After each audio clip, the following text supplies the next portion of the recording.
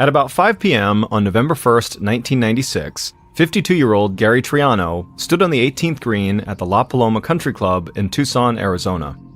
Gary crouched down to line up a short putt, while 3 of his friends stood off to the side, giving him a hard time for taking so long. Gary just blocked them out.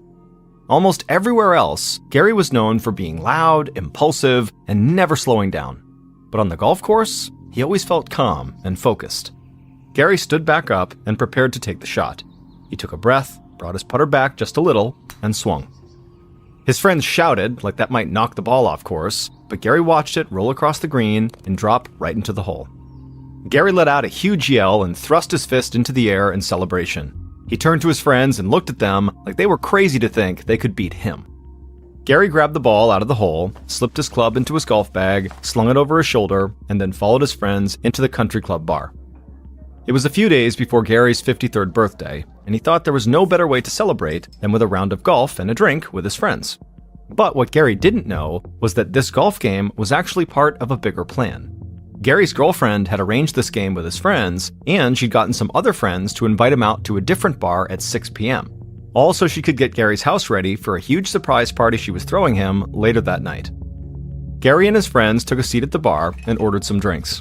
And as they did, they all bragged about the best shots they had made that day. The bartender handed Gary his drink, but before he could take a sip, he heard someone calling Mr. Triano behind him. Gary turned, and he saw a young woman in her mid-20s coming his way, and his face just lit up. It had been years since he had last seen her, but he recognized her immediately. She was one of his daughter's friends from when they were young. Gary stepped away from the bar, and the young woman hugged him like she was hugging her own father. Gary asked how she was doing, and he wanted to know all about her life. The two talked for a few minutes while Gary's friends drank at the bar. They were all very used to hearing somebody call out Gary's name no matter where they went, because it seemed like everybody in Tucson knew him. And in truth, Gary was really well known around the city. He had been a big-time real estate investor, he'd opened casinos, and he'd run businesses in a bunch of different industries. And before he'd gotten divorced from his second wife, a socialite named Pamela Phillips, they ran in the same circles as Hollywood celebrities and well-known politicians. The young woman hugged Gary again and said how great it was to see him, and she went outside as Gary made his way back to the bar. He glanced at his watch. It was almost 5:30, and so it was just about time for him to head to the next bar to meet his other group of friends.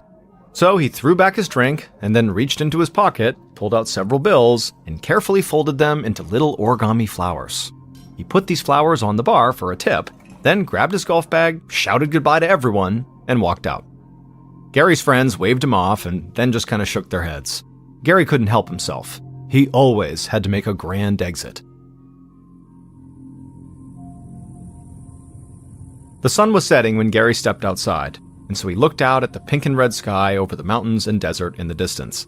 It was a beautiful day, just about 70 degrees Fahrenheit, and Gary smiled. It was perfect days like this that had helped the Tucson real estate market boom, and Tucson real estate had once made him millions of dollars. But now, standing there, thinking about his money, all he could do was laugh, or he'd just get depressed.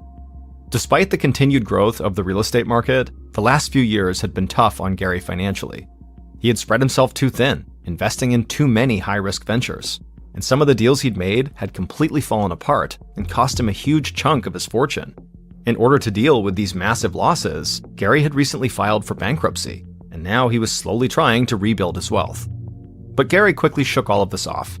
From the time he was a young man, he had really believed that no matter what happened to him, he would always land on his feet. And even though he was not making the kind of money he'd made in the past, and his life wasn't as exciting as it was when he and his socialite ex-wife were hanging out with famous people, Gary still just loved being here in Tucson. He traveled all over and gone to lavish parties in some of the biggest cities in the world. But at the end of the day, nothing could beat a perfect Arizona sunset over the mountains and the desert. Gary walked across the country club parking lot to his 1989 Lincoln Town Car. He tossed his golf bag in the back and got into the driver's seat. He was about to take off when something caught his eye. There was a small wooden box in the floorboard of the passenger seat. His girlfriend must have gotten him an early birthday present and somehow hidden it in the car without him noticing until now. Gary smiled, reached down, and grabbed the box. As Gary was getting into his car, the bar inside the country club was getting louder. More people had just come in from the golf course, and everybody was talking and laughing. But suddenly, a huge bang echoed over all that noise. The glasses behind the bar rattled, and some people hit the floor, trying to take cover. They had no idea what was happening. A nearby transformer might have blown, or they could be in the middle of an earthquake. Nobody knew. But one man at the bar, who happened to be a doctor, took off running towards the parking lot, and Gary's friends and some others followed. And when they got outside, they felt like they had just stepped into a war zone. Car alarms blared, they saw smoke rising into the air, they saw cars with shattered windshields, and they saw a Lincoln Town car with its windows blown out, its doors shredded, and its roof completely ripped off. The doctor ran right to that car, hoping that nobody was inside. But as he got closer, he could see a man sprawled out in the front seat, and most of this man's clothes had been torn off his body, and he looked burned and bloody. The doctor turned around and shouted for the people who had followed him to call 911 and to stay back. He didn't know if they were all still in danger, and even if they weren't, he didn't want anyone to see what he was looking at inside of that car. The doctor leaned in through the space where the car window used to be. He reached down and grabbed the man's bloody wrist. The explosion that had shaken the bar inside must have killed this man instantly.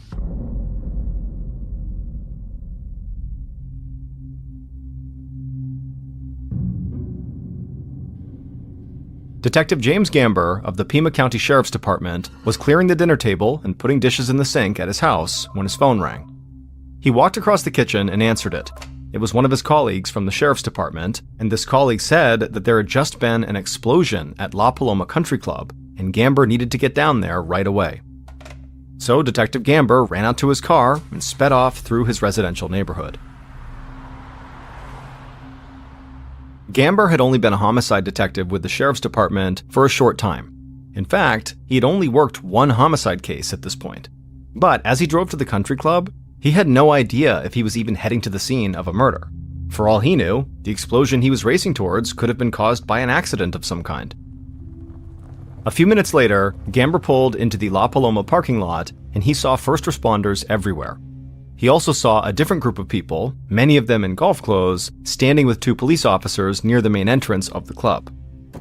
The detective got out and walked over towards the first responders, and as he did, the scene in the parking lot almost didn't seem real to him. He stepped over shattered glass, and he thought he saw a car windshield stuck up in a tree, and when Gamber got to the car where the majority of first responders were and he looked inside of it, he knew he was not dealing with an accident. There was no doubt in his mind that a bomb had gone off in that car. Gamber stared down at the mangled body in the front seat. He glanced over at the first responders, and even they looked completely shaken. They had seen people who had been pulled from fires, but none of them had seen a man who had been killed by a bomb. The detective looked back at the body, and he saw something that just seemed odd. It looked like this man's clothes had been ripped off by the sheer force of the blast, but his watch had stayed on his wrist. So Gamber leaned further into the car to get a better look. The glass on the man's watch had cracked, and the watch had stopped at 5:38. And Gamber couldn't really explain it, but seeing the watch really hit him hard. It was like this man's last moment on Earth was frozen in time. Gamber stepped away from the car and walked over to the crowd of people standing out front. He briefly spoke to the other officers, and then he started taking statements from everyone. And almost all of them knew the dead man in the car, and they said his name was Gary Triano. Detective Gamber continued to gather information on Gary from the people at the club, and he learned a little about Gary's current girlfriend and what people called Gary's larger-than-life attitude. As Gamber wrote everything down in his notebook, he heard sirens blaring and cars and vans speeding down the street towards the parking lot. He looked out onto the street, and he quickly realized this case was about to get a lot bigger than anything he'd ever worked on. Because most of the vehicles heading this way did not belong to the Pima County Sheriff's Department or the local police. They belonged to the Federal Bureau of Investigation and the Bureau of Alcohol, Tobacco, Firearms, and Explosives. And within minutes, Gamber watched as federal agents from the FBI and ATF swarmed the parking lot and took control of the crime scene. After Gamber finished his interviews, he walked away from the club entrance, but he hung back and just watched the activity in the parking lot. This crime scene had overwhelmed him when he arrived, and now there were law enforcement officers from multiple agencies searching the lot, and forensics and explosives experts from the ATF and FBI searching Gary's car. Gamber honestly wasn't sure what he was supposed to do. Finally, amidst all of this, he spotted his boss, the Pima County Sheriff. So he weaved his way past federal agents towards Gary's car and approached the sheriff, who looked kind of overwhelmed himself. The sheriff told Gamber that several of the federal agents he'd spoken to thought there was a chance that this had been a professional mob hit.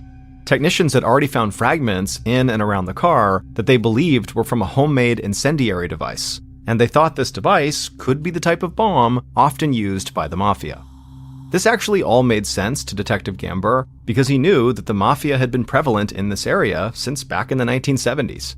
But Gamber wanted to know what their department's role was in all of this. Clearly, the FBI and ATF were running things here, and if the mafia was involved, both of those agencies would probably run the entire case for a while. The sheriff said their department would coordinate with the feds, but he told Gamber that it was still the homicide unit's job to pursue this like they would any other murder case. So Gamber told his boss if the FBI and ATF were going to start looking into big-time suspects like organized crime families, then he wanted to start on a much smaller scale. And right now, that meant talking to the person who would almost always be the first suspect in a murder investigation, the victim's romantic partner.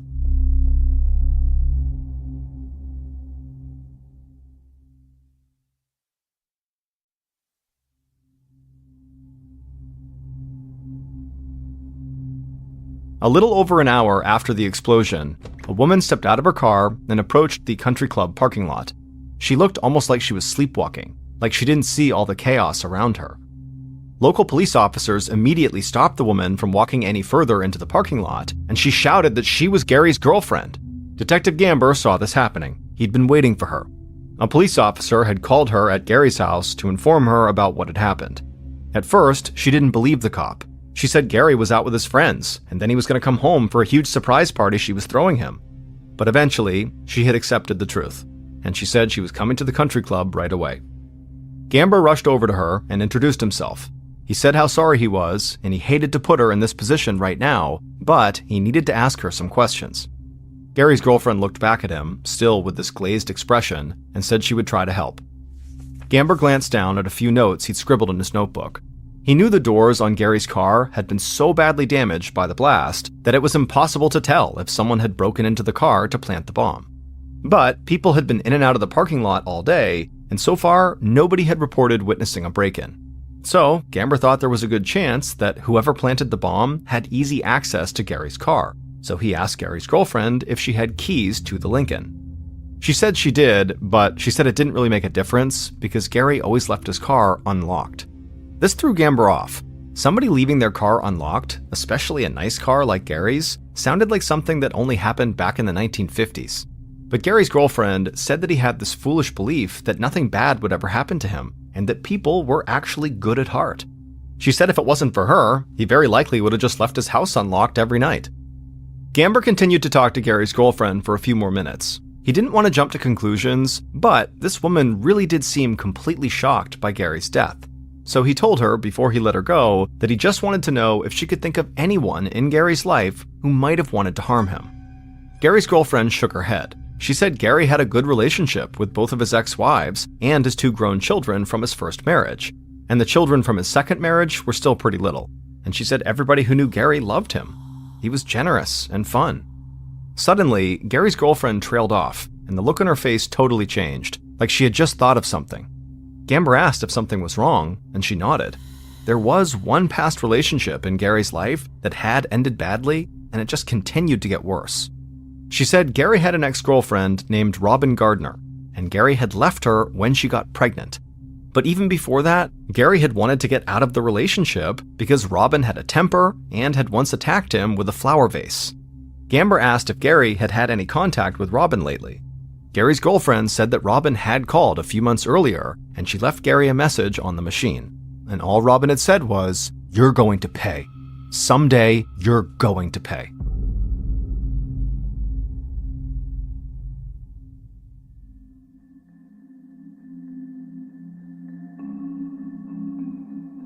The day following the bombing, FBI and ATF agents remained focused on possible mob ties to Gary's murder, while Detective Gamber drove to meet Gary's ex-girlfriend, Robin, at her house. By this time, the bombing was all over the news in the region, so Robin was well aware that Gary had died. Robin opened the door, holding her baby girl in her arms, and she led the detective into the kitchen, where her new husband was already sitting at the table. Gamber took a seat, and he didn't waste any time. He said he knew that Robin had once physically assaulted Gary because Gary had called 911 and asked police to remove her from his house. Gamber also knew about the threatening phone message she had left him. Robin's face immediately turned red, and she looked very embarrassed. She said she couldn't justify her actions, but Gamber clearly did not have the full story.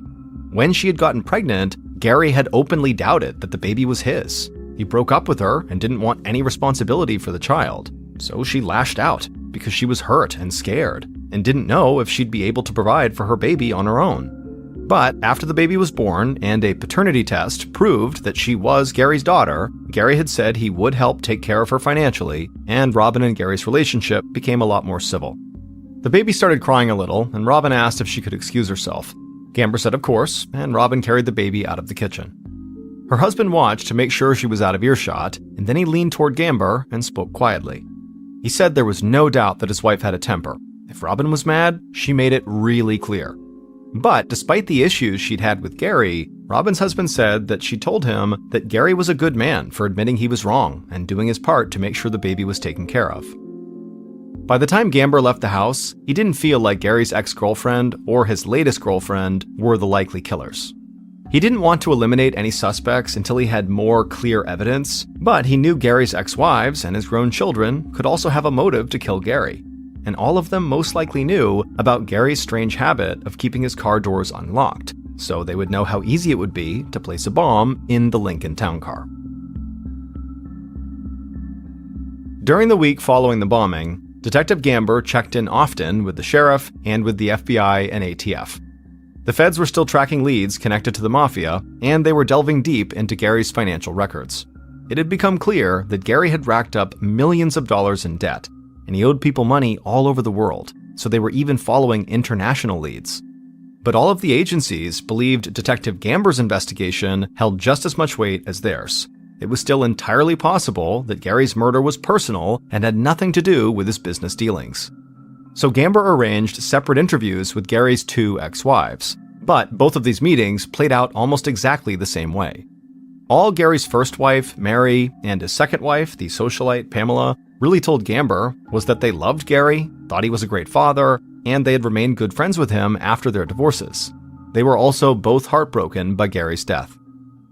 After meeting Mary and Pamela, Detective Gamber did not feel like he had any new information about the case, and he was already starting to get frustrated.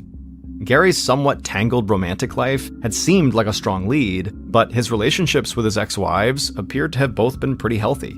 And even as Gary had started to struggle financially, he always paid his child support, so that was not a cause for conflict.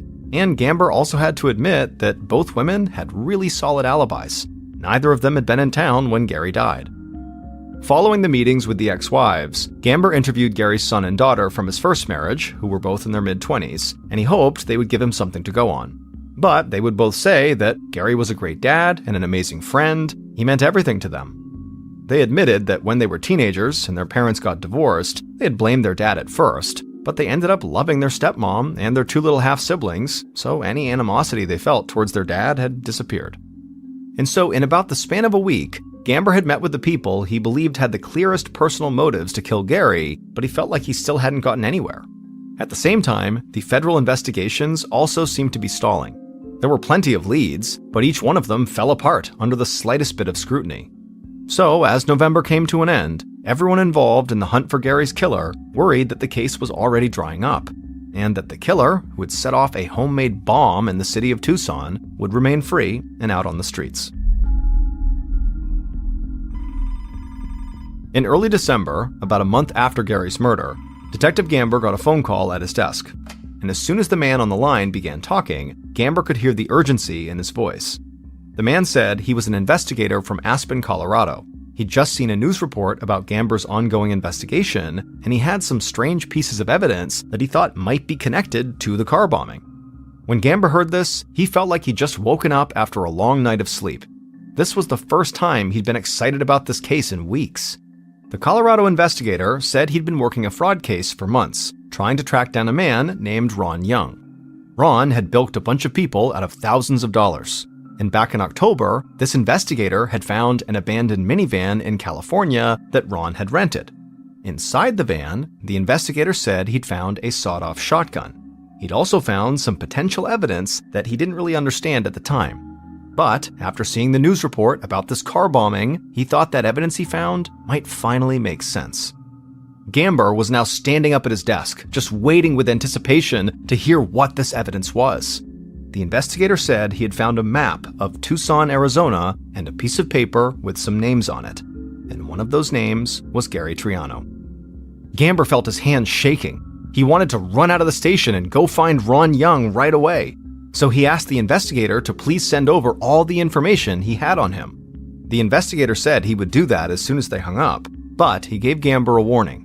He said Ron was elusive, and tracking him down would not be easy.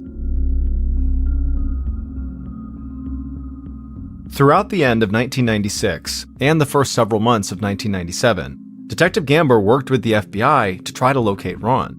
But after months of searching, Gamber started to feel like the investigator from Colorado had made a huge understatement.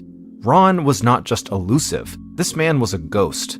None of Ron's family or friends, or anyone he knew, seemed to have any idea where he was. He might as well have just dropped off the face of the earth. And even with Gamber and the FBI coordinating with state and local authorities across the country, they could not get a viable lead on Ron's location. During this time, the other aspects of the investigation had also hit a wall, and so even the federal agencies believed that finding Ron was their only real option for keeping the case going. But as more time went by and they still could not find Ron, Gamber started to get the sick feeling that Gary's killer would never be found and his family would never get closure. And for Gamber, who was still so new to the homicide unit, this felt like a total failure. And by early summer of 1997, about 7 months after Gary's murder, there was still no sign of Ron. And Detective Gamber's fears came true. The interagency task force that had been working on the case disbanded. The feds left, and Gary's murder was no longer considered a top priority for the Pima County Sheriff's Department. Gamber did his best to try to return to the case files whenever he could, but he soon had other homicide investigations to lead. And then Gary's murder almost completely disappeared from the news, and the case went cold for a very long time.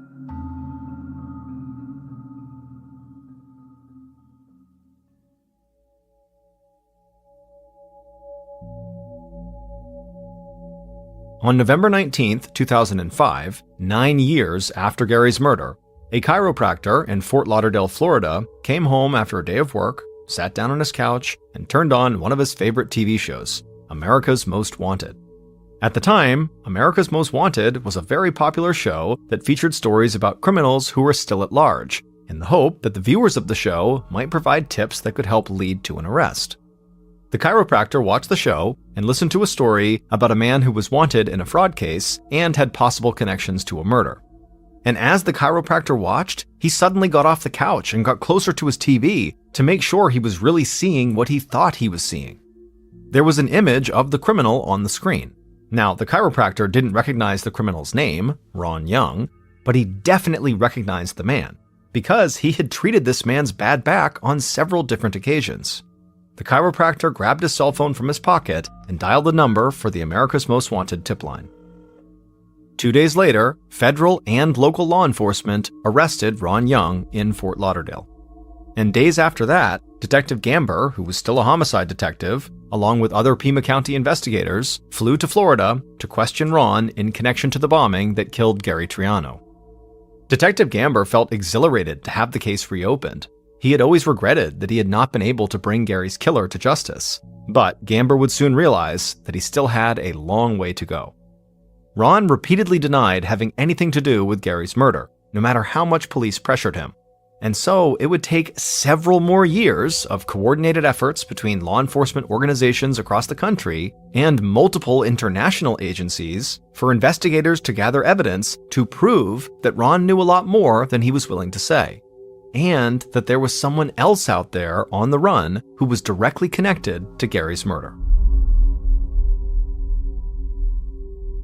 4 years later, on a cold December night in Vienna, Austria in 2009, now 13 years after Gary's murder, members of Austria's federal police force approached an upscale hotel located in one of the wealthiest parts of the city.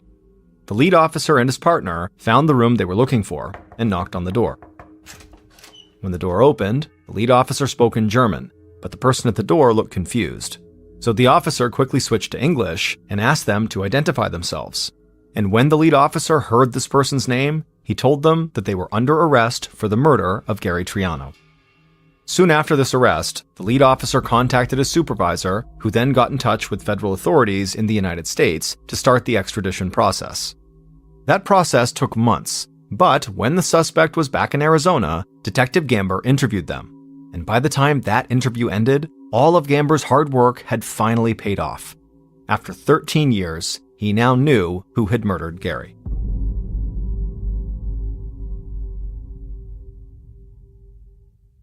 Based on evidence collected over the course of the entire investigation, the following is a reconstruction of what police believe happened to Gary on November 1st, 1996.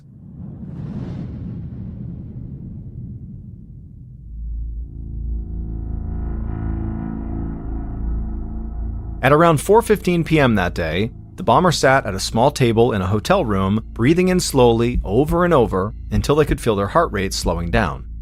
When they felt completely calm, they reached out, picked up the homemade bomb they had spent days putting together, and then slowly placed it into an open wooden box laying on the table. They secured the bomb inside the box and then walked across the room and grabbed the phone.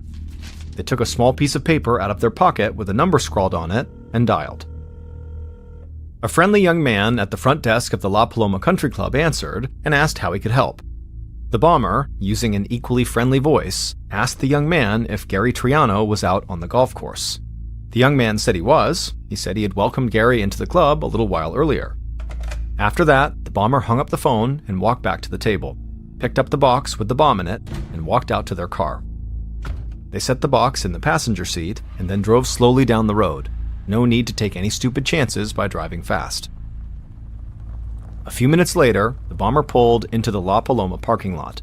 They spotted Gary's Lincoln Town Car and pulled into a spot that was as far away as they could get while still maintaining a clear view of Gary's car. The bomber scanned the lot and they didn't see anyone.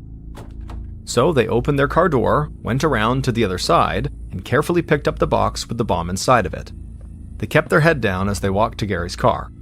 When they got there, they saw that the passenger side door was unlocked.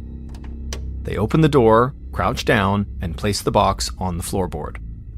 The bomber closed Gary's car door and quickly walked back to their car and climbed inside. And then they watched and waited. At around 5:30 p.m., they saw Gary step out of the country club. The bomber reached into their pocket and slipped out a small remote control.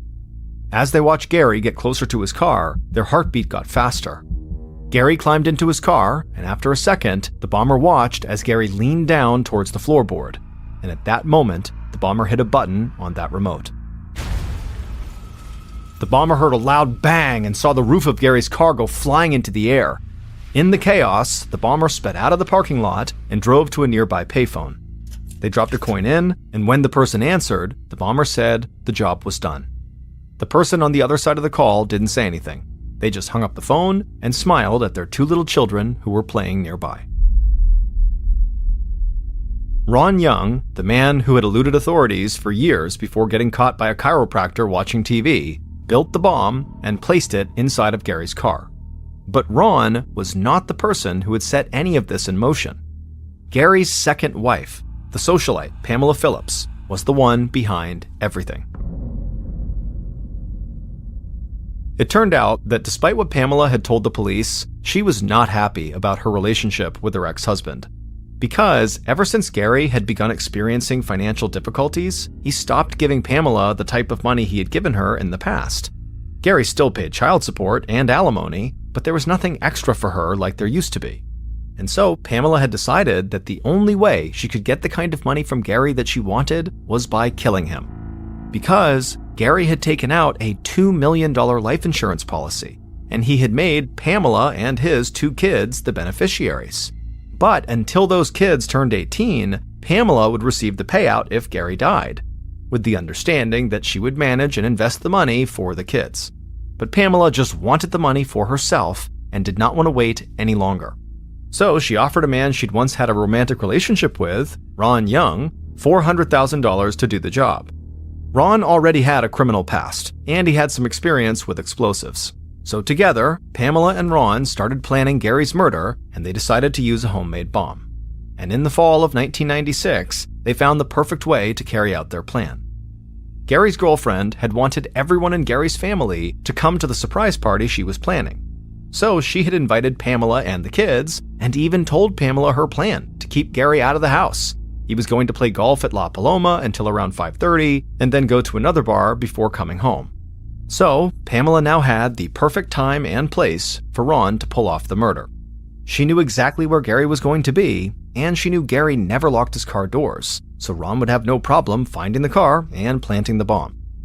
This all took years for Detective Gamber and investigators to put together, mainly because Ron had been so difficult to hunt down and to get any information from. But when they finally had him in custody and started getting closer to connecting Pamela to the murder, she took off to Europe. It took a while, but eventually, law enforcement agencies in Austria found her staying at a high-end hotel in Vienna. So they arrested her and sent her back to the United States. Ron Young and Pamela Phillips were both found guilty of murder and conspiracy. Ron received 2 life sentences without possibility of parole. Pamela received life in prison plus 25 years, also with no possibility of parole.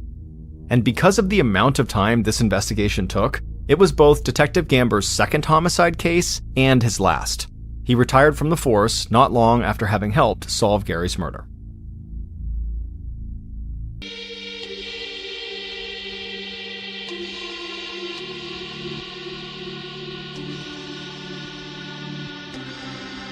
On Friday, August 21st, 2020, 58-year-old Aristides Polino was driving back to his home in Miami, Florida in his police SUV after completing a midnight shift. Aristides was a 25-year veteran of the Miami police force, and over the last 2+ decades, he had routinely done midnight shifts, so this was nothing new. When he got to his house, he parked his SUV in the driveway, and like always, he went right into his house. He didn't talk to his wife Clara or his son. He just went straight up to his bedroom and immediately fell asleep.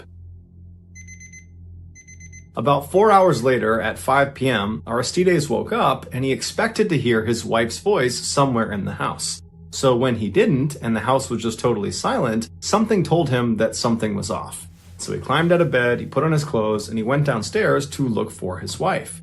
When he got down to the living room, he saw his son sitting on the couch, but he didn't see his wife. And so he asked his son, hey, have you seen your mom? And he would say, no, I haven't seen her. But sensing on his dad's face that something was wrong, he said, hey, I'll help you look for mom.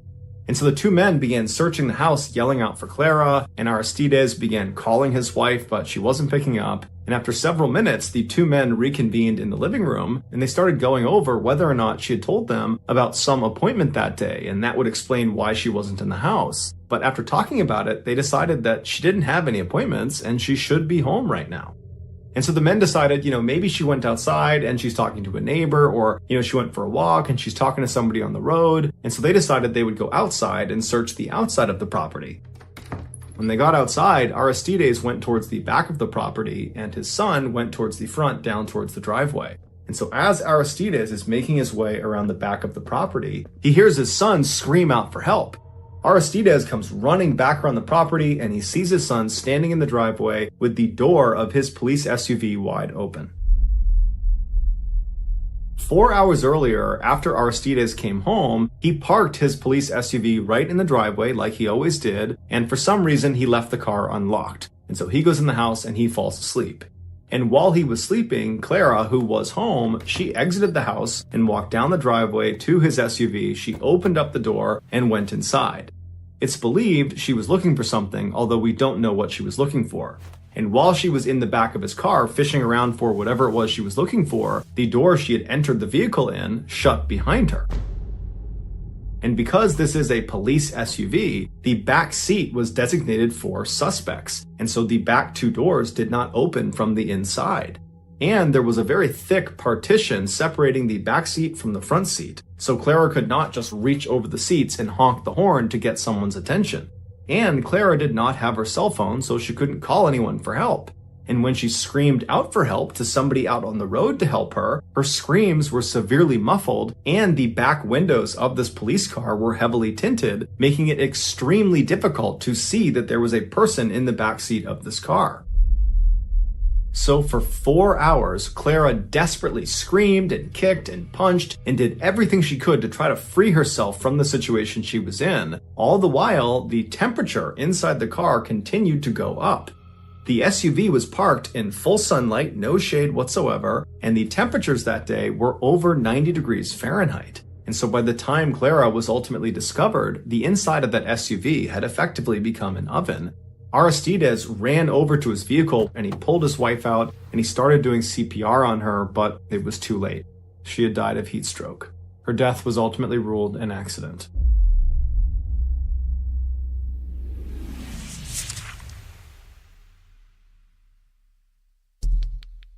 Our next story is called Molding Room.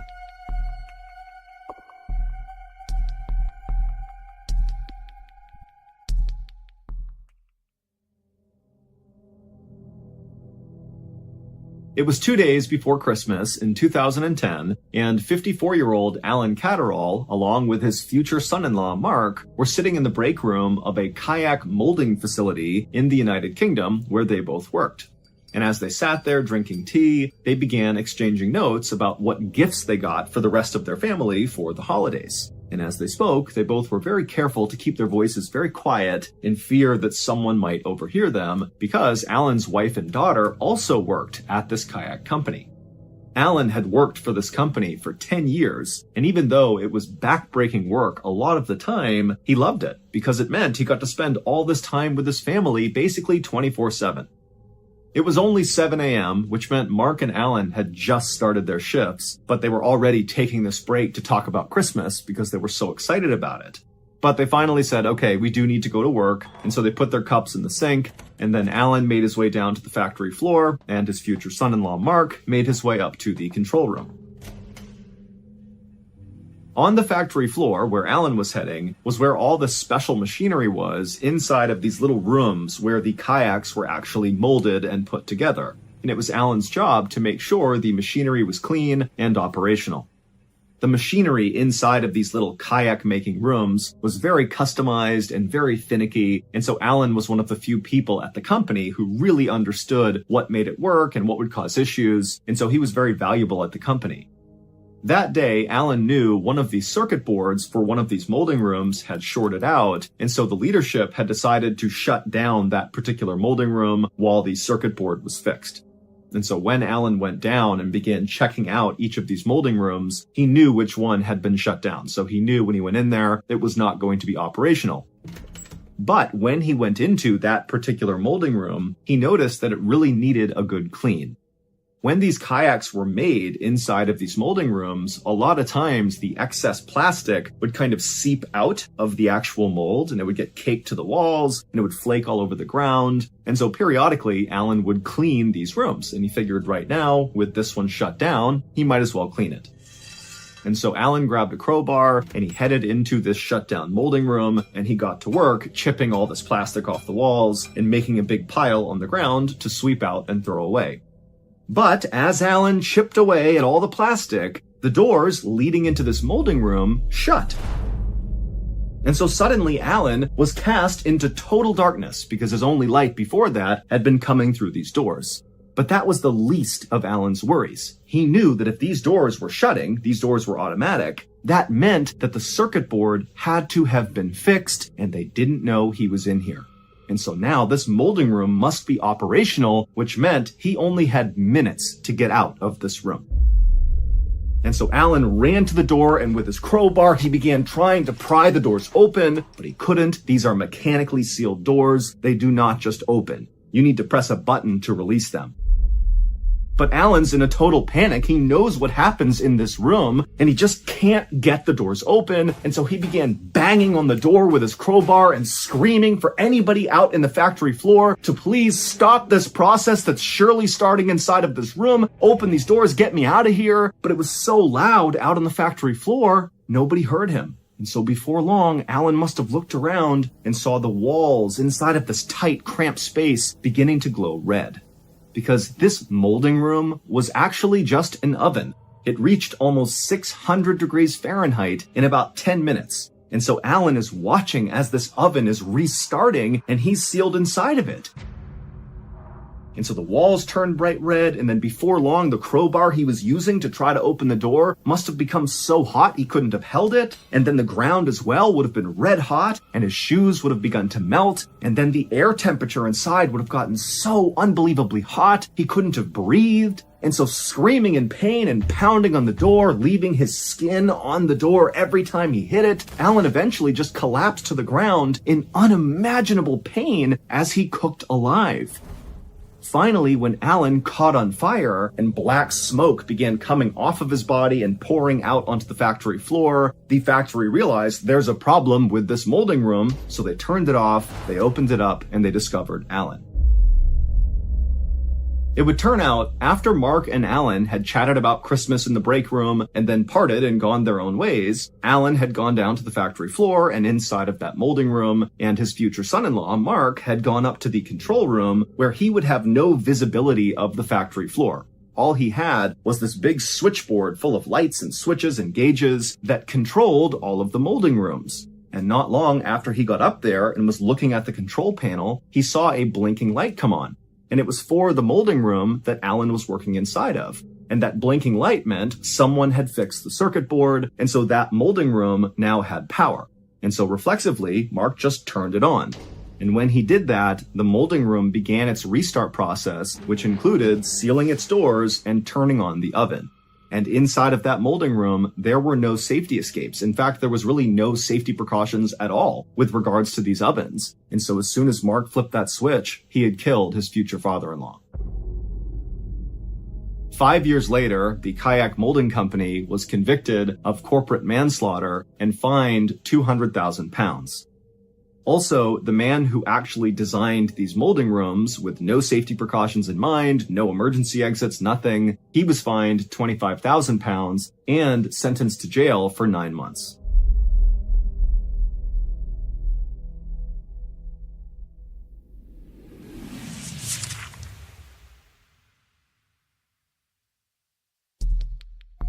The next and final story of today's episode is called Within Reach.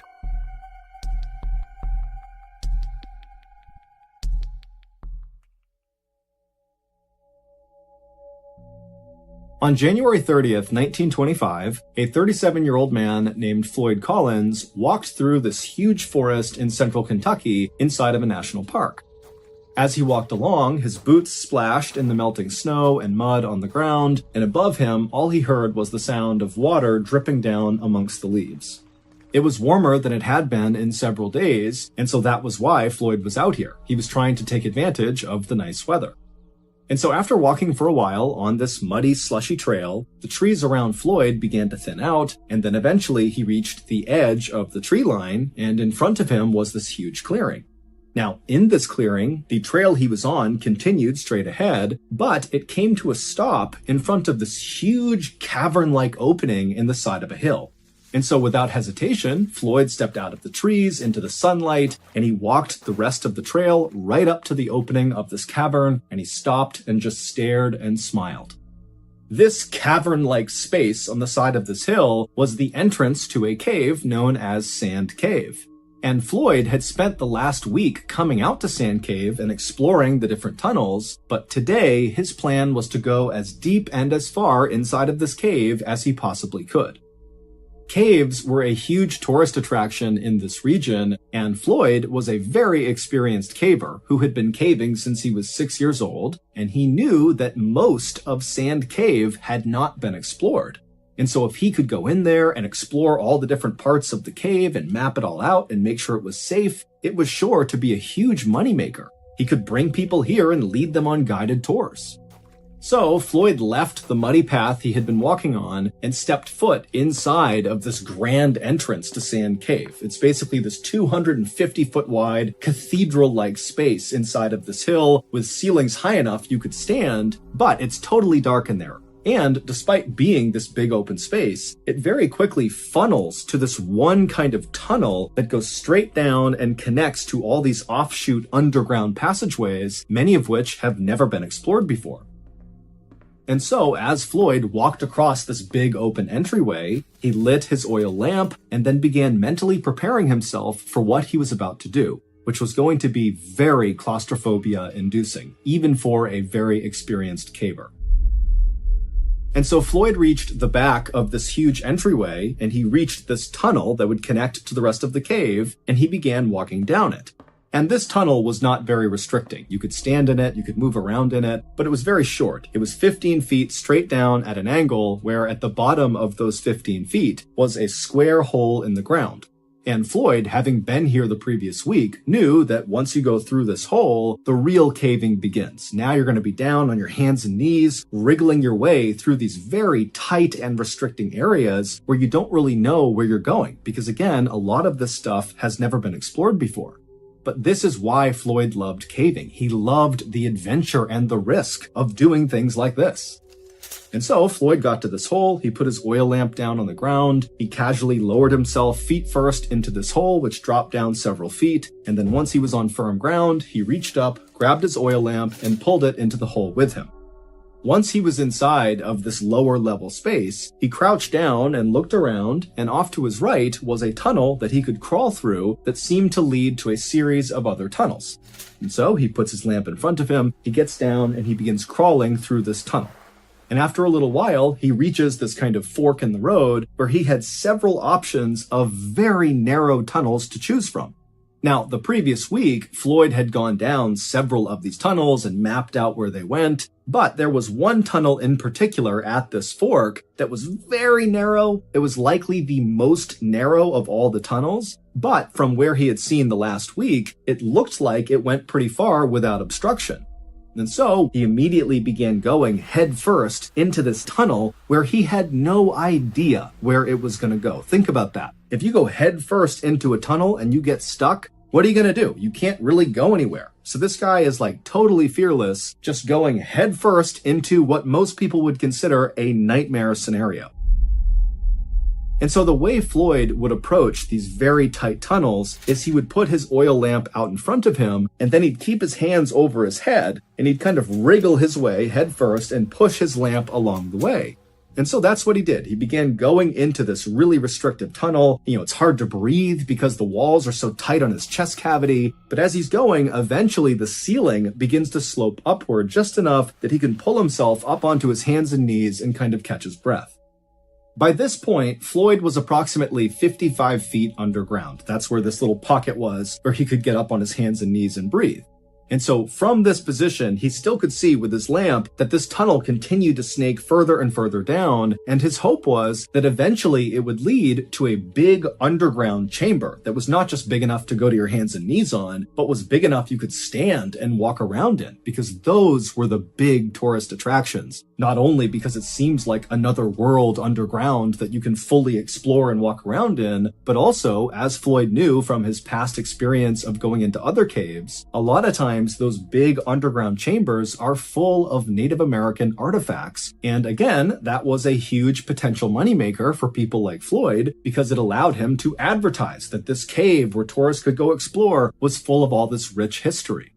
And so Floyd eventually, after catching his breath in this little spot, got back down onto his stomach with his hands out in front of him with the lamp out ahead of his fingers, and he began going deeper and deeper into this unexplored section of Sand Cave. And as he inched along, even though the ceiling remained very tight on top of him, he's totally compressed to the ground, the walls on either side of him began to expand, which meant Floyd, if he wanted to, could actually turn himself around, although he couldn't stand up.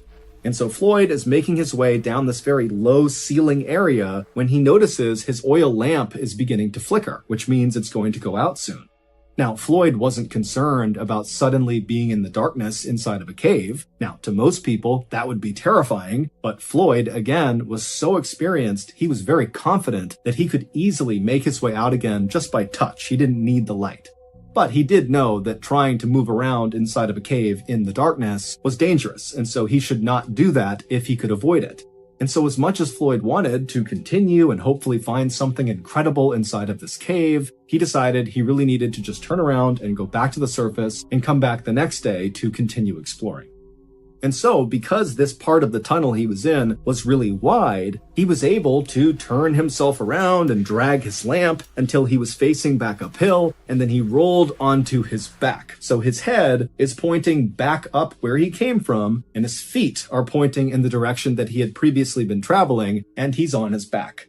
And so his oil lamp is above his head. He can move his arms side to side because, again, it's pretty wide in the area he's in, but his head is pretty restricted by the ceiling. And he began inching with his heels and pushing with his arms, moving up the tunnel on his back. And as he would move, he'd use his head and his hands to push the oil lamp back up the direction he was going. And for a little while, this system worked great. But at some point, right as he was getting close to that area where he was able to previously get on his hands and knees and catch his breath, Floyd accidentally kind of rushed and pushed his lamp too hard and knocked it over, which extinguished the light. And so suddenly, Floyd was cast into total darkness. Now, again, Floyd was not concerned or really even scared about being in darkness inside of this cave, but this was not a good scenario and he knew it. But he told himself, stay calm. He knew where he was in the cave. He just needed to get to that little pocket. He'd catch his breath, and then he'd continue his way back up, eventually reach that hole in the ceiling, that square hole. He'd climb out, make his way out of the cave, and boom, he'd be done.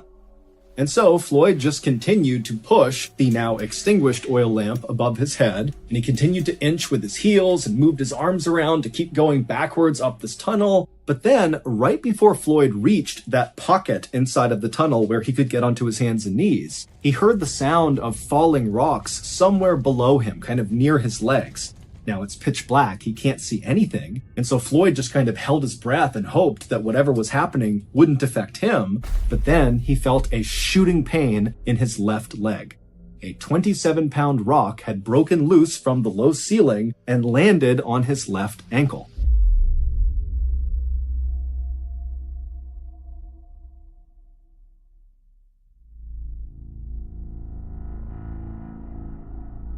Now, at first, Floyd was actually relieved that the rock had landed only on his left leg. And in fact, his leg was actually kind of positioned in a depression on the floor of the cave. And so the rock didn't really hit his left ankle directly. It kind of like hit the ground and then leaned onto his left ankle. And his left ankle was kind of protected in the depression in the cave floor. And so Floyd's thinking, thank goodness it only landed on my ankle and not on my head or my chest, because then I'd be dead.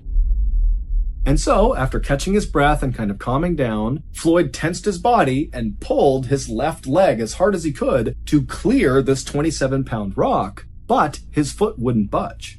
And so, Floyd thought he would just reach down and kind of dig his foot out. He'd just move the rock out of the way. But even though this cave had widened out on either side of Floyd when he had gone deeper and deeper into it, because he had retraced his steps, he was farther up the tunnel where those sides had really come in much closer to him.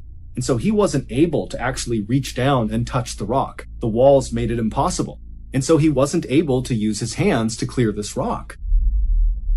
And so Floyd is pinned underground, unable to move, in absolute pitch darkness inside of a cave that's practically crushing his chest because the ceiling is so low, and he knows it's unstable. The ceiling has now fallen off, so there's a chance more rocks could come in at any time. I mean, this is like a worst case scenario for anybody who goes caving. But Floyd told himself to just stay calm. He knew this was a very bad situation, but people were certain to find out he was missing, and they knew he had gone to Sand Cave, and they would come here, they would find him, and they would rescue him. And so Floyd just decided he would wait. And for an agonizing 30 hours, remember, 30 hours of pitch blackness, trapped in a totally claustrophobic environment. 30 hours of this, no food, no water, can't go to the bathroom. He's laying there for 30 hours, and then finally, he hears a voice coming from somewhere near the entrance of this cave. And when he heard that voice, it was like the sweetest sound he had ever heard. Because not only did they represent help, but the voice was coming from Floyd's brother, Homer, who was also a very experienced caver. And so Floyd's thinking, thank goodness I'm saved. And so Homer was able to navigate from the entrance down all the way to the tunnel that Floyd was in. And Homer got to that spot in the tunnel where Floyd had gone to his hands and knees, that pocket there. So Homer's in that pocket, and he can see Floyd is only a few feet away from him. He can see Floyd's head right there. And so Homer, who had a lamp, he shines the light on Floyd, and the two brothers don't waste any time with small talk. Instead, Homer, who had his oil lamp, had set it up right next to them, and he began feeding Floyd sausage sandwiches and giving him sips of water. And then Homer would tell Floyd that he just did not have the equipment to help Floyd get out right now, but Homer was going to go back to the surface, get men, get supplies, and then come back and save Floyd. And so Floyd is very thankful, he's very relieved, he says goodbye to Homer, and Homer turns and makes his way back up to the surface. 15 hours later, Homer would return by himself, and so at this point, Floyd has been trapped for 45 hours. And so Floyd, he's laying there kind of in and out of consciousness, and he hears the sound of Homer calling out to him, and then he hears the sound of Homer chiseling away at some rocks. It would turn out Homer's plan to save Floyd was basically to chisel away the side of this section of tunnel that Floyd was stuck in order to be able to reach down and somehow, some way, clear the rock off of Floyd's leg and then pull Floyd up. Now, Floyd understood, of course, that this plan of chiseling away the side of this tunnel to make it wider was going to take some time, but luckily Homer had shown up with more food and water, and they chatted the whole time as Homer worked, and so Floyd was in good spirits, and Homer was very optimistic. But after 8 hours of Homer slowly chiseling his way, widening this tunnel, he hadn't made much progress, and he was totally exhausted. I mean, you gotta remember that the angle he was working at was horrible. He was basically crouched down on his hands and knees, chipping away at this rock. And so after those 8 hours, Homer would leave Floyd and go back home and sleep and eat and drink and kind of recover. But he told Floyd, don't worry, tomorrow more men will be here to help chisel away this tunnel and get Floyd out of there. But over the course of the next 50 hours, Floyd remained trapped inside of this tunnel with the rock pinning his leg, and despite Homer and several other men getting down there and very diligently chipping away at this tunnel, it just was not happening very quickly. And so over the course of those 50 hours, Homer began going in and out of consciousness, and he began not being able to differentiate between what was real and what was not. At one point, he would say that he believed the cave had kind of opened up and these angels riding golden chariots with flaming wheels had come in to save him. And as they were lifting him out of the cave, he smelled food and coffee. And then suddenly his hallucination cleared and he realized he was trapped in the darkness all alone, still in this cave. And it was like it destroyed his morale. And so Floyd is really starting to go downhill, and the rescuers are realizing they need to do something, and they need to do something now. But at the 130-hour mark, things got even worse for Floyd. As he was laying there in the tunnel, this was sometime in the middle of the night, and so no rescuers were actively down there trying to chisel their way down to him. He was laying there, and he was listening to the sound of the running water somewhere outside the cave, and that sound was kind of amplified down to him, and then all of a sudden, he heard the sound of falling rocks somewhere up above, and then when those rocks stopped and it went silent again, he could not hear the sound of the running water. It was very muffled. And that was when he realized that there must have been a cave-in somewhere higher up in the cave, which meant potentially there could be a significant block just to get down to him. Forget about widening this tunnel. I mean, he could be actually entombed inside of Sand Cave. And so Floyd did the only thing he could do, which was to pray. It would turn out that cave-in had indeed blocked the way for rescuers to get down to Floyd. And because of how extensive this cave-in was, the rescuers actually decided to start carving a brand new tunnel that would join up with the side of Floyd's tunnel. I mean, this is an even bigger undertaking than just chiseling the side of the tunnel that Floyd was in, which was their original plan and had taken several days. And so now they have to build this brand new tunnel to Floyd. And so finally, on February 16th, 1925, so a staggering 17 days from the time Floyd got first stuck in this cave, the rescue team finally punched through and reached Floyd. And as soon as they did, the lead rescuer looked over at Floyd, and then he paused, he turned up, and he just said, "Dead."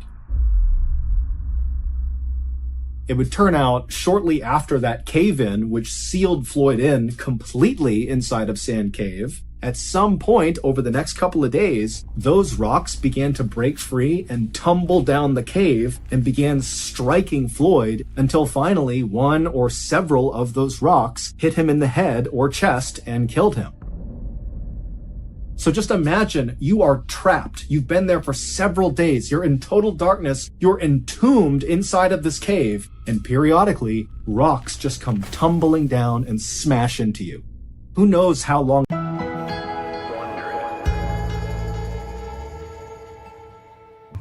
On a muggy Saturday night on June 7th, 1986, 29-year-old Kathy Lipscomb parked her car in front of an apartment complex in San Antonio, Texas, and reached into her purse for a tube of lipstick.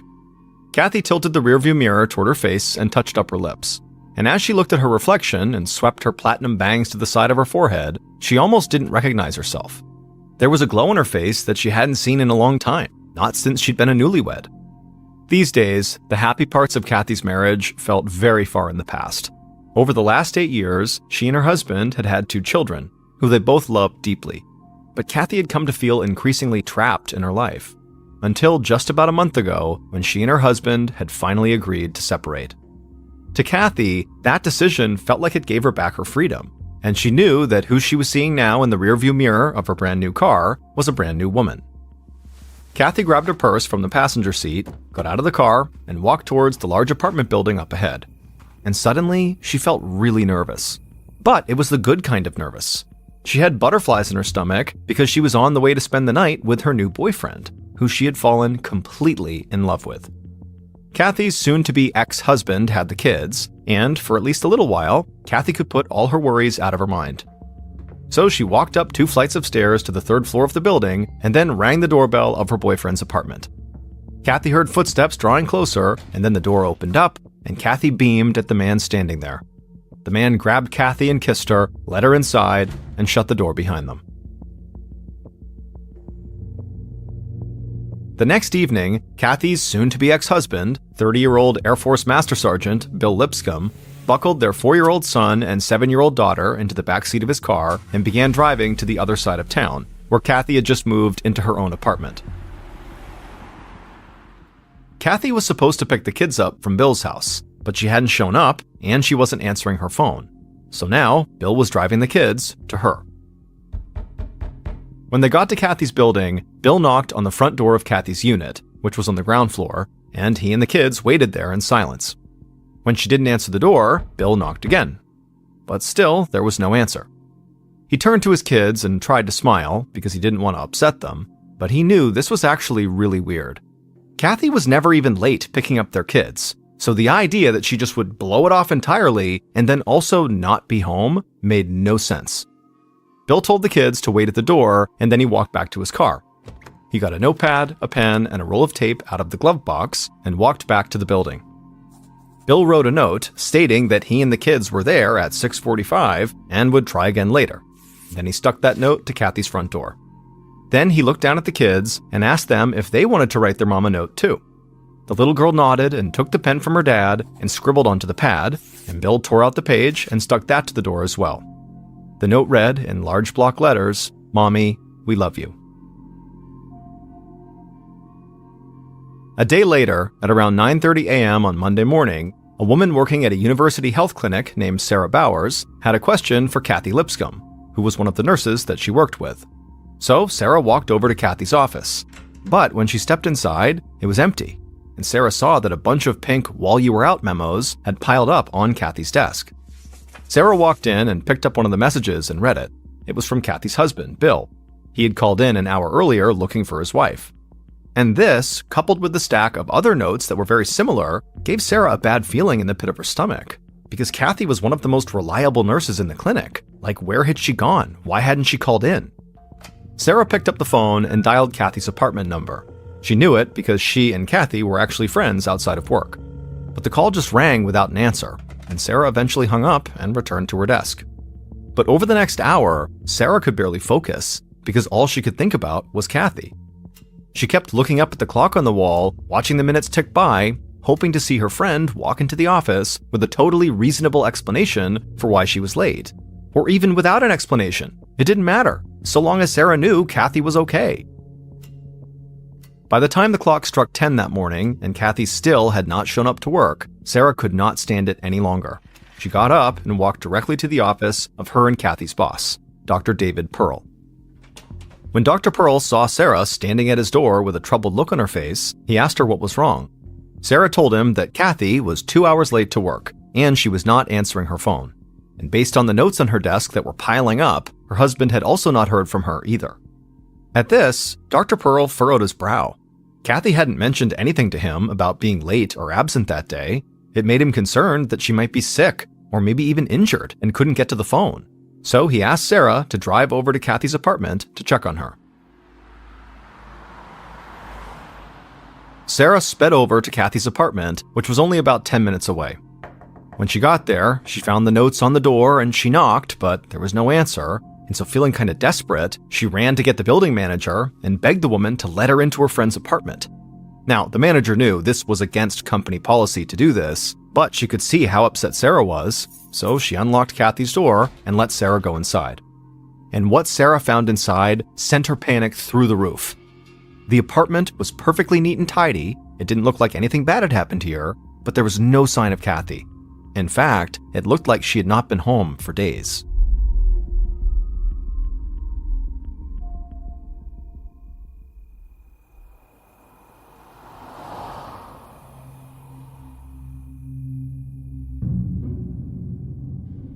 At around the same time, about 15 miles away, an airman who worked at the local Air Force Base was driving to work down a 2-lane road outside of town when he noticed something lying in the grass on the side of the road. The airman pulled over to the shoulder and got out of his car to investigate. He walked off the road and into the grass and stared down into the weeds in utter disbelief. When he got over the initial shock, he ran back to his car, drove to the nearest house, and called the police. It took police officers from the Bexar County Sheriff's Office just a few minutes to arrive at the spot on the road where the airman had made his discovery. It was a strange location for a 911 call. The area was pretty much deserted, and this road was basically only used by Air Force personnel who drove in and out of the base. The police got out of their cruiser and walked to the side of the road into some spiky grass, and just a few feet in, they stopped. For a minute, they just stood there together in silence, looking down. Because there, lying in the weeds below, they saw the dead body of what looked like a teenage girl. She was naked and covered with ants, and they saw thin trails of blood on the sides of her mouth. But as horrifying as all of that was, the officers were actually much more fixated on something else. The girl's body was contorted. Her legs were bent at the knee, and her ankles were crossed, as if she had been sitting crisscross style. Her torso had been folded forward, so her chest was resting on her legs, and there was some kind of fabric under her foot. The officers had been to enough crime scenes to know that this girl's body had not just been tossed out of a car quickly by a person trying to get rid of evidence. Instead, her body had been carefully posed, like whoever killed her wanted her to be found. That afternoon, homicide investigator Sergeant Sal Marin sat in his office at the sheriff's station trying to ID the victim that police had just found on the side of the road. Marin had started off pretty confident that he would be able to figure out who it was pretty quickly. From the looks of things, the victim appeared to be a teenager, and she had been healthy, well cared for, and well groomed. In other words, she looked like she probably had a family who would definitely report her missing right away. But so far, Marin had not been able to find any missing persons reports that matched her description, and he thought that was strange. Just then, a secretary came by and dropped off the medical examiner's report from the autopsy along with the crime scene report. Marin grabbed the medical examiner's report first, and as soon as he opened it, he grimaced. The victim had been sexually assaulted and strangled to death, most likely on Sunday night, so one day before she was found. Her body appeared to have been posed soon after her death, before rigor mortis had set in, which is the stiffening of the body after death. and to Marin, this felt off. Usually, when young women were murdered, the killer was someone they knew, either a partner, friend, or a family member who acted out of rage or jealousy. Sadly, it wasn't unusual to see sexual assault or strangulation in cases like this, but it was extremely unusual to see such deliberate posing of the body. Killers who know their victims often try to cover them up, not display them. Posing a body was evidence of a careful and deliberate killer, acting with a plan. It was something that sadists and serial killers did, and it made Marin think that his killer was likely a stranger to the victim. And that was bad news, because killings by strangers were among the hardest to solve. The suspect pool was enormous, because the killer could be anyone. But as Marin continued through the report, he spotted what he thought might be his first clue. 4 strands of long red hair that were found on the girl's body. The girl was a blonde, which meant the red hairs could have come from her killer. The medical examiner had examined these hairs under a microscope, and they found they had been dyed red and they had no roots. And Marin wasn't sure what to make of this. The hair could be from a wig, or they could be from a woman's head, but Marin found it highly unlikely that his killer was female. He put the autopsy report down and picked up the crime scene report, and here, Marin found his second clue. The victim's clothing, which was a pair of Levi's jeans and a t-shirt, had been placed underneath her right foot by the killer, and what Marin noticed was the clothing had been rolled up rather than folded. Marin picked up a pen and wrote down the word military in the margins. Marin knew that people in the military were trained to roll up their clothes instead of folding them, because it was more compact and efficient. And the girl's body had been found on a road used almost exclusively by members of the Air Force. But before Marin got too deep into his theories on the killer, his first priority was to find the dead girl's identity. Only then would he be able to begin retracing her last moments and figuring out who she had contact with in her final days. So, over the next hour, he began reaching out to local radio and TV stations, asking producers to broadcast news of the crime every half hour, with a description of the young victim. He got the story placement at the top of the afternoon news. Later, at 5 p.m., when still no tips had come in, Marin was getting ready to leave and grab something to eat, but just as he was standing up from his desk, his office door swung open and a deputy handed him a single piece of paper. It was a missing persons report for a woman named Kathy Lipscomb. Her family had just called to report that no one had seen or heard from her since Saturday. And the second Marin started reading the report, he felt a rush of adrenaline. Kathy was petite, blonde, and had gone missing right around the time the medical examiner believed his victim had been killed. Marin thought Kathy might be his victim. But then his eyes settled on Kathy's age, and he felt his excitement drain away. Kathy was 29 years old, almost 30, but the dead woman found on the side of the road looked a full decade younger than that, at least, so Kathy didn't seem to be a match for his homicide victim. Still, Marin wondered if this missing persons report about Kathy Lipscomb was a different kind of clue in his case, because based on Kathy's physical description, it was eerie how similar the two women were. Marin felt his appetite vanish, and he sat back down at his desk. He was starting to fear that he could have a serial killer on his hands, who was hunting petite blonde women, and that Kathy could actually be his second victim. A few hours later, Sergeant Marin's efforts to get the description of his victim blasted out onto the airwaves paid off. By this point, Marin was at home on his couch watching TV when his phone rang. He walked into the kitchen and picked it up. It was the medical examiner's office calling to tell him that a woman watching the news had heard about the discovery of the body and realized that the description of the young victim matched a friend of hers perfectly. At first, this woman had not wanted to believe it, so she actually had gone to her friend's apartment to check on her. But when her friend did not answer the door, the woman had called the police, and the police directed this woman to the medical examiner's office where she would positively identify the body. Marin's victim finally had a name. When Marin heard the name, he immediately turned to the coffee maker on his counter and started brewing a pot. He was going to have to go straight back to work. Because Marin did not have two victims on his hands, he had just one. The dead body of the girl by the side of the road and the missing Kathy Lipscomb were one and the same. Kathy, despite being 29 years old, was just unusually young-looking. This meant that Marin's theory of the case, that he might be dealing with a serial killer, had become a bit more unlikely.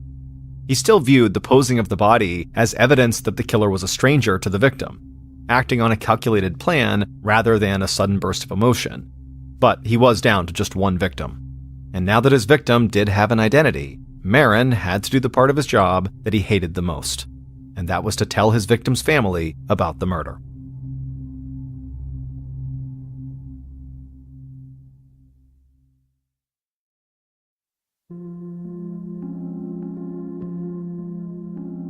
About an hour later, Marin met Kathy's husband, Bill Lipscomb, at the sheriff's station.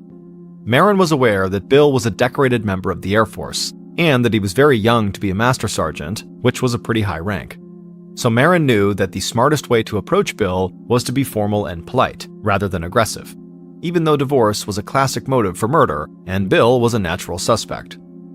So, in the interview room, Marin reached out and shook Bill's hand and told him he was very sorry about his wife. He promised to do everything he could to bring her killer to justice. But while Marin was giving Bill his condolences, he was also looking Bill over very carefully, visually checking his arms, his hands, and his face for any signs of injury, like bruises, scratches, or fingernail marks that might be evidence of a recent struggle. But, except for the fact that Bill was pale and sweating, he appeared to be physically unharmed. Marin opened up his notepad and asked Bill where he was over the weekend when Kathy had gone missing. Bill said he had been with his and Kathy's children since Friday afternoon. He said they didn't do much, just kind of hung around the house. Bill said Marin could talk to the kids, and they would tell him the same thing. Marin nodded and then asked Bill how long Kathy had been living in her new apartment. When Bill sighed at the question, Marin looked up from his pad. He was surprised to see that Bill almost looked angry. Bill shook his head and told Marin that Kathy had only been in the new place for about a week or so, but the neighborhood it was in had been a point of contention between them. He said he'd warned Kathy it was a bad area. He didn't like the seedy bars and strip joints all over the place, but Kathy had refused to listen to him. The apartment was close to her work, and she told him it was not his business anyway. Bill shook his head again and looked down at the table, and Marin could tell that clearly the separation between Bill and Kathy was still pretty raw. He told Bill he had just one more question, and then he'd let Bill go home to his kids. Marin explained to Bill that based on the location where Kathy's body was found, and the way her clothes were rolled up, not folded, he thought there could be a military connection. He asked Bill if any of his fellow airmen might have had a problem with Kathy, or if one of Bill's subordinates could have been angry at him. And with this question, Bill went from looking upset at Kathy to looking upset at Marin. He said no, absolutely not. His friends at the Air Force all loved Kathy, and he got along great with the people he worked with, regardless of rank. He didn't have any enemies, and no one he knew could have done anything like this. Marin sat back studying Bill. He could tell Bill was worn out and getting frustrated, but he didn't find that particularly suspicious, given the circumstances. Marin decided that the best move was just to tell Bill to go home. It was late, and he'd get better interviews in the morning. The next morning, Sergeant Marin interviewed Bill and Kathy's two young kids, and they confirmed their father's story. They had been with their dad all weekend, just like he'd said. So Marin decided he had to start from square one. First, he decided to interview Kathy's neighbors to see if anyone had spotted a person lurking outside her apartment. If the killer was a stranger to Kathy, like Marin suspected, then they would likely have found her by simply running into her somewhere, and it was possible they might have followed her home. And right away, when he started to canvass, he got a tip, and a surprise. Because one of Kathy's neighbors told him that on the day Kathy's body was found, he saw a suspicious person walk up to Kathy's door and then just lurk there for a few minutes before walking away. And the neighbor said this person was a woman, not a man, which was not what Marin was expecting. When he asked the neighbor for a physical description of this woman, the neighbor paused and thought for a second, saying he hadn't gotten a very good look. But then his eyes lit up as he remembered one crucial detail. The suspicious woman had long, red hair, just like the 4 strands of long red hair the medical examiner had found on the victim's body. Sergeant Marin spent the next couple of days talking to Kathy's family, friends, and coworkers, probing for any information about a red-haired woman in Kathy's orbit. But not one single person had any idea who that could be. Instead, Kathy's friends and family had a different idea for a suspect: Kathy's new boyfriend. Kathy had only been dating this man for a few weeks, but she was already saying she was madly in love with him. But some of her friends thought the boyfriend was bad news. The first reason for this was because he was married. The boyfriend kept telling Kathy that he and his wife were separating and would be divorced soon, and although Kathy believed him, none of her friends did. This boyfriend also had a reputation for sleeping around and promising every woman he was with that he was going to leave his wife for them. In fact, he was known for keeping a bachelor pad apartment where he could entertain his various girlfriends without his wife's knowledge. And another reason Kathy's friends didn't like her boyfriend was even simpler. It was because he was her boss. Kathy's boyfriend's name was Dr. David Pearl. It was Dr. Pearl who, on the Monday that Kathy failed to show up for work, sent her coworker Sarah to Kathy's house to check on her. Kathy's friends knew she had been spending time with Dr. Pearl when she didn't have the kids with her, and that caught Marin's attention. Because the kids had been with their father on Saturday night, which, as far as police knew, was the last time anyone had seen Kathy alive. Marin wanted to know if Kathy had gone to meet Dr. Pearl that night.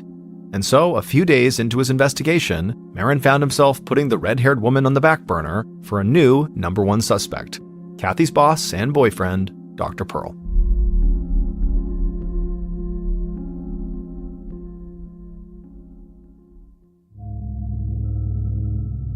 Almost a week after Kathy was murdered, Marin sat at his desk in police headquarters, making a list of possible scenarios while he waited for uniformed officers to bring Dr. Pearl in to be interviewed. He thought maybe Kathy had been pushing Dr. Pearl to get a divorce. Maybe Kathy threatened to tell his wife. Or maybe, Marin thought, the doctor's wife had already found out about the affair and taken revenge on Kathy. Marin sat back at his desk and wondered if the suspicious red-haired woman who had been seen at Kathy's apartment the day her body was found could be Dr. Pearl's wife.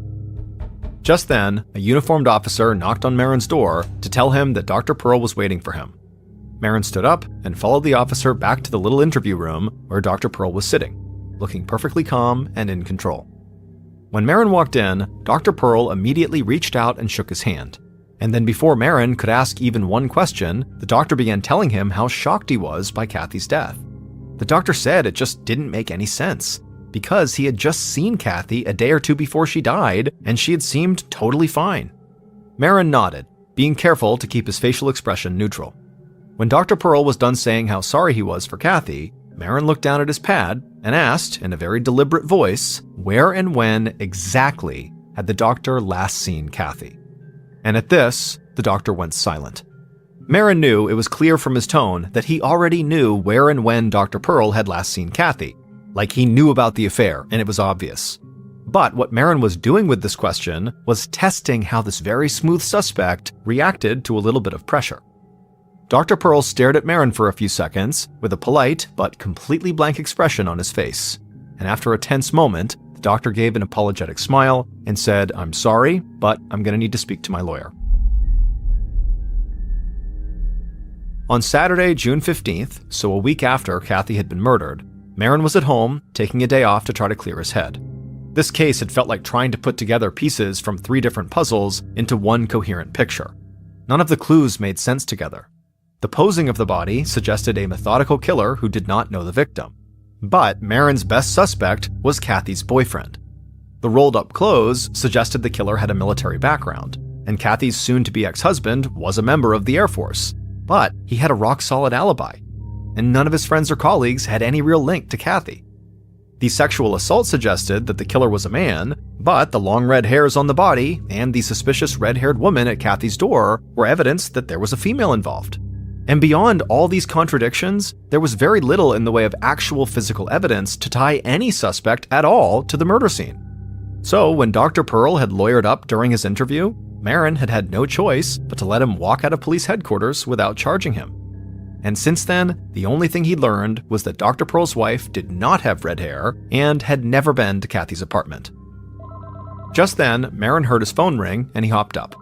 He hoped it was someone calling to tell him there had been a new break in the case, just like the last time he got a call at home. But when he answered, it was just more bad news. A crime scene tech told him that Kathy's car had been found in the parking lot of a restaurant a mile from her apartment. Forensic investigators had searched it for fingerprints, but they came up empty. Someone had wiped it clean. Over the next few weeks, every lead Marin tried to chase went nowhere. And slowly, newer homicide cases started to pile up, and they began to take up more and more of Marin's time. Marin did return to Kathy's case every few weeks, hoping he'd spot something he missed. But no matter how many times he read the different reports, nothing in them made any more sense than it had in the beginning. A month or two into the investigation, Kathy's mother had called Marin, and he promised her he would make sure that Kathy's murder was not forgotten. But as the months piled up, the case just got colder. By the 1-year anniversary of Kathy's death, the only thing Marin knew for sure was that whoever killed Kathy had not killed again, at least not in the area of Bexar County. There had been no other murders reported, with the posing of the body, or the long red hairs, or the rolled-up clothing. By the 2-year anniversary of Kathy's death, Marin had begun to dread the calls from Kathy's family, because the only thing he had to offer them were apologies. It was not until late 1988, so more than 2 years after Kathy was murdered, that all the blurry pieces of evidence finally snapped into focus. And it happened because Kathy's family hired a private investigator. When this PI heard about the initial handling of the case and the huge mistake made in thinking that the body of Kathy Lipscomb was that of a teenage girl, he decided to start the investigation all over again. And in doing so, he discovered a critical piece of evidence that somehow the police had missed. That evidence was Kathy's datebook. In this datebook, Kathy had written cryptic notes about something called the WAPS test. The PI didn't know what a WAPS test was, but apparently, someone Kathy knew had all the answers to this test and was passing them around. To the PI, this sounded like Kathy knew something about some kind of cheating scandal. Not like adultery, like actual cheating on a test. But the PI wondered who in Kathy's orbit would be taking a standardized test. It didn't make sense for anyone at Kathy's job, which was at a medical office. On a hunch, the PI called the nearby Air Force Base, and that's when he realized he was holding the link that completed the chain of evidence, and broke the case wide open. Now, the PI worked with the Air Force as well as Sergeant Marin to bring in a man who had, until the discovery of the datebook, flown completely under the radar. His name was Clint Richards, and he had worked with Kathy's soon-to-be ex-husband, Bill Lipscomb, in the Air Force. And when investigators brought Clint in to talk, he told them everything.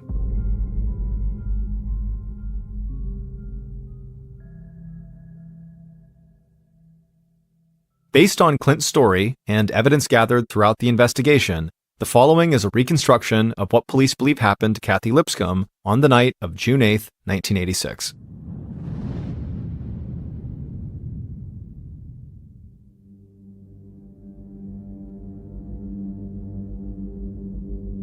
That night, the killer sat patiently inside of their home on their couch, waiting for Kathy to arrive.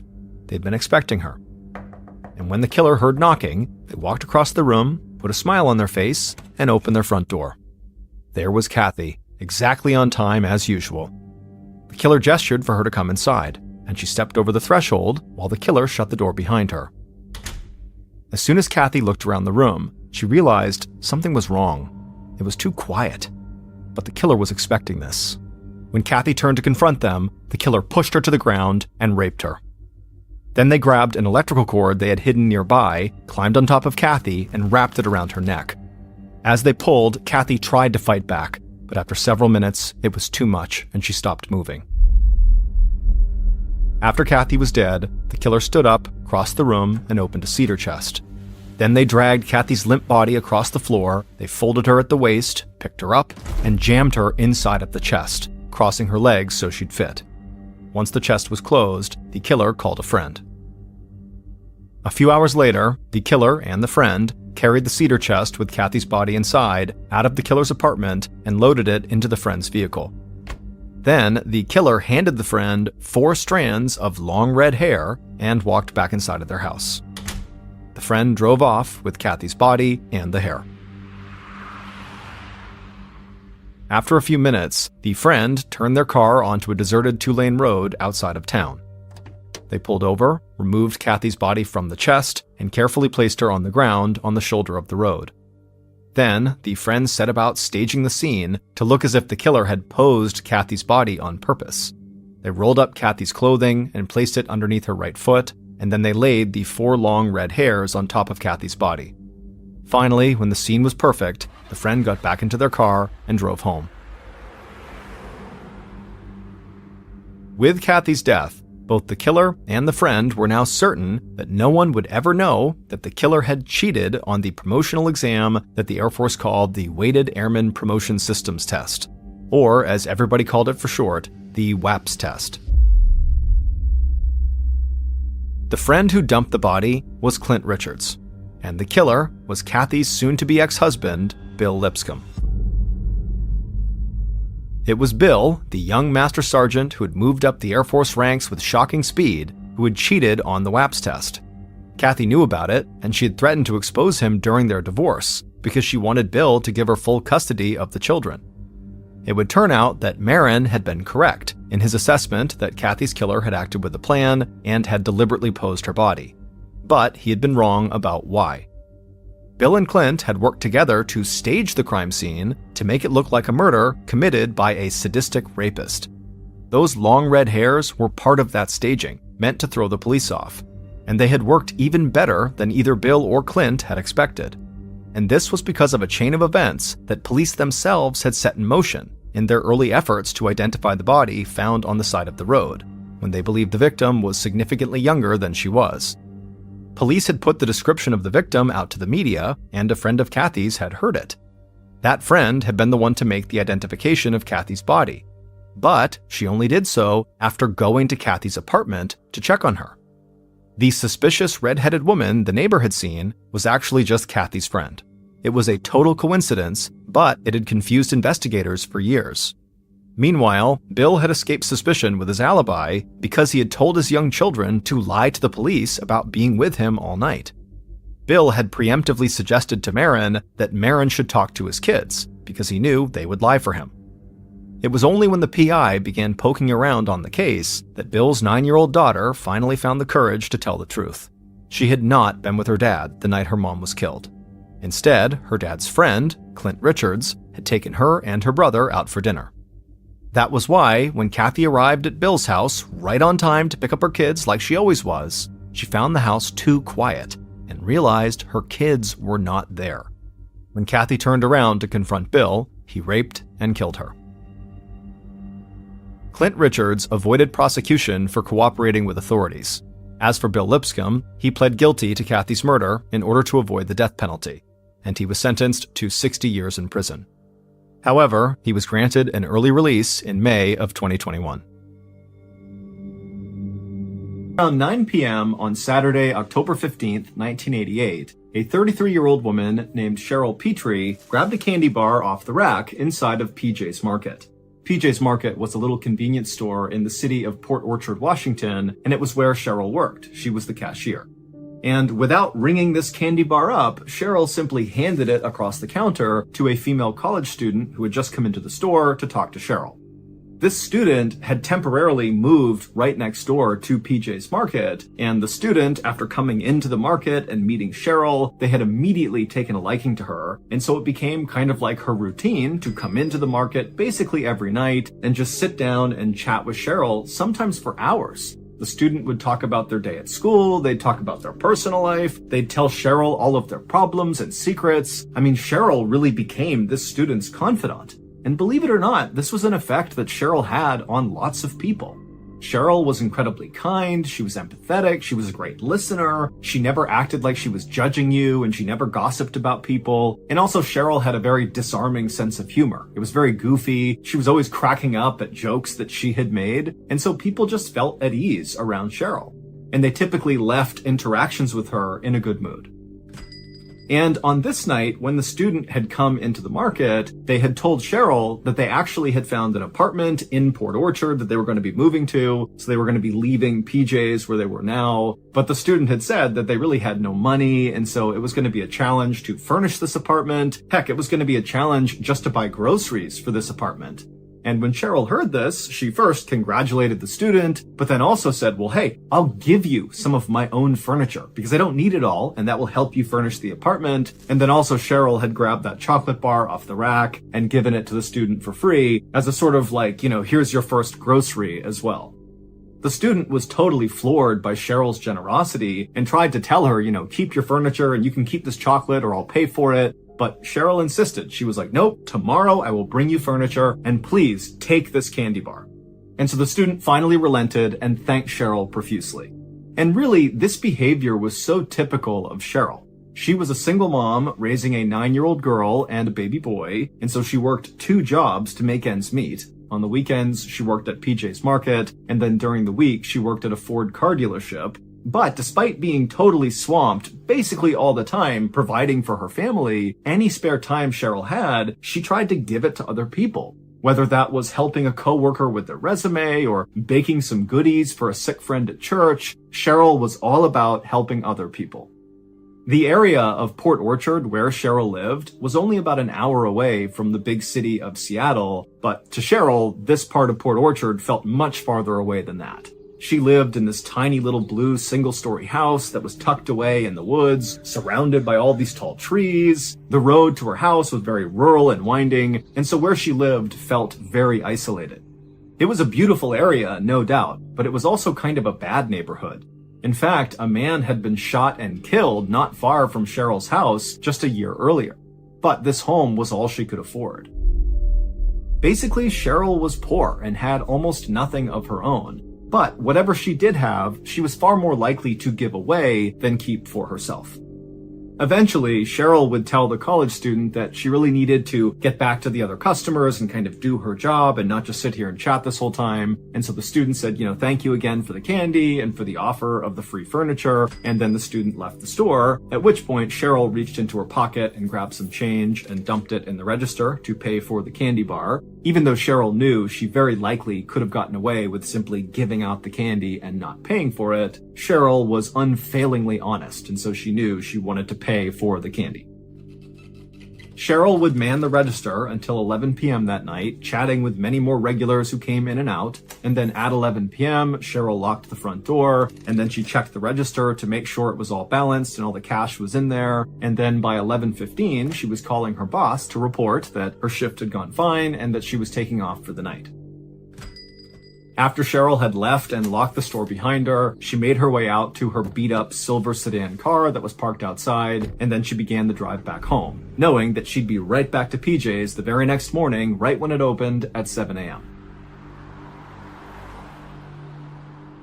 At the same time that Cheryl was wrapping up for the night and making her way home, her ex-husband, Roland Pitre, who lived on the other side of town, was very excited. This was the night that Roland was going to win back Cheryl. Roland glanced at his watch and saw it was just past 11 p.m., and so it was almost time. He imagined how happy Cheryl would be when he unveiled his big surprise. She would run to him and he would hold her and tell her how much he loved her and how he had always loved her. Roland hadn't yet figured out how he was going to explain his big plan to win back his ex to his current girlfriend, but he figured he would just work that out later. The most important thing for Roland right now was showing Cheryl how wrong and stupid he had been and how much he needed her and how much she needed him. Also, he knew their kids would be totally thrilled if they got back together. Roland was looking after their son and daughter that weekend, and he had seen firsthand that his daughter was clearly very upset about the fact that her parents were split up. Roland and Cheryl had a very complicated history, but Roland knew, really, their breakup was his fault. They had met about 12 years earlier when Roland had been on leave from the military. At the time, Roland was a Marine sergeant, and he was also a very accomplished judo instructor. He was handsome and charismatic, and he had a charming Creole accent because he had grown up in a Cajun French family near New Orleans. But despite how appealing Roland looked, he actually was kind of a terrible romantic partner. Every woman he had ever been with, he had cheated on and then made up elaborate lies to cover it up. But regardless, Cheryl had fallen head over heels in love with Roland. And part of the reason that happened was because Cheryl was actually pretty insecure. She had long auburn hair and beautiful blue eyes and this amazing personality. But to Cheryl, she felt like she was kind of plain looking, and she also felt like she was kind of chubby, and she got the sense that men kind of did not find her all that attractive. And when she met Roland, she saw right away that the other women he had been with were these overtly glamorous and beautiful women. And so when she noticed Roland taking an interest in her, it was incredible. She felt so lucky. And so Roland and Cheryl had gotten married, they'd had their daughter together, and then basically right away, Roland had begun cheating on Cheryl. They ended up getting divorced 8 years earlier in 1980, and it was right around this point that Roland really just totally blew his life up.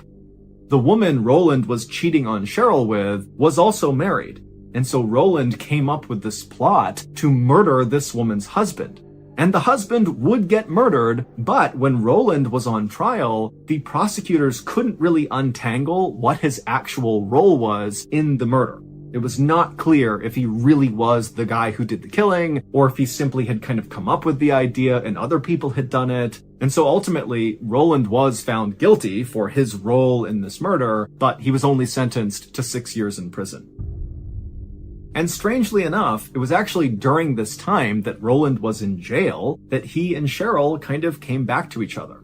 While Roland was behind bars, he had this epiphany that Cheryl was the best thing that ever happened to him, and he totally screwed it up. And so he began writing her letters, telling her how much he loved her and how sorry he was for being unfaithful. And also he began explaining that, the charges he was found guilty of in connection to this murder were totally not true, that he had been screwed.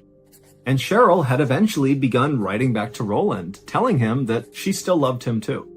And they actually would get remarried while Roland was in prison. And then when he got out of prison, he moved in with Cheryl and their daughter in Port Orchard, and they would have another baby together, their son, and then also Roland enrolled in nursing school. And so for a time, this family was back together and everything was great. But eventually, Roland went back to his old ways and began cheating on Cheryl again, and before long, the couple had separated again and began living separately. And so fast forward back to the night of October 15th, 1988, and Roland is anxiously waiting to begin this big plan to win Cheryl back, and he glances at his watch and he sees it's now 11:30 p.m., which means it's go time.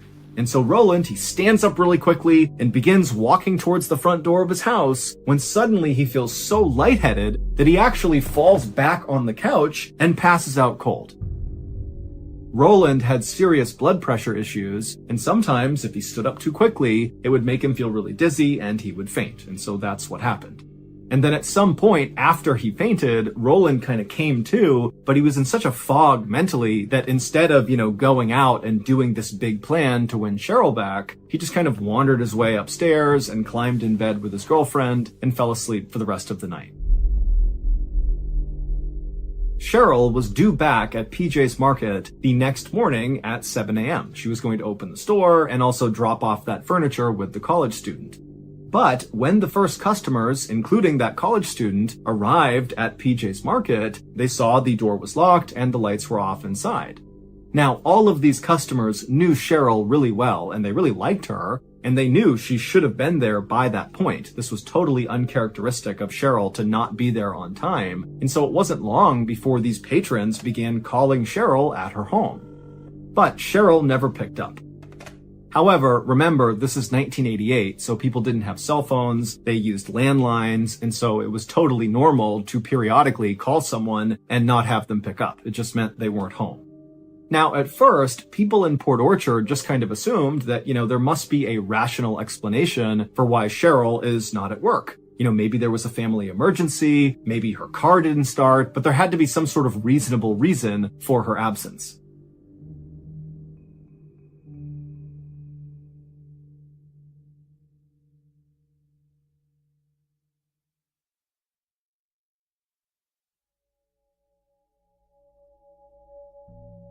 But that night, Cheryl didn't show up at Roland and his girlfriend's house to collect her daughter and son.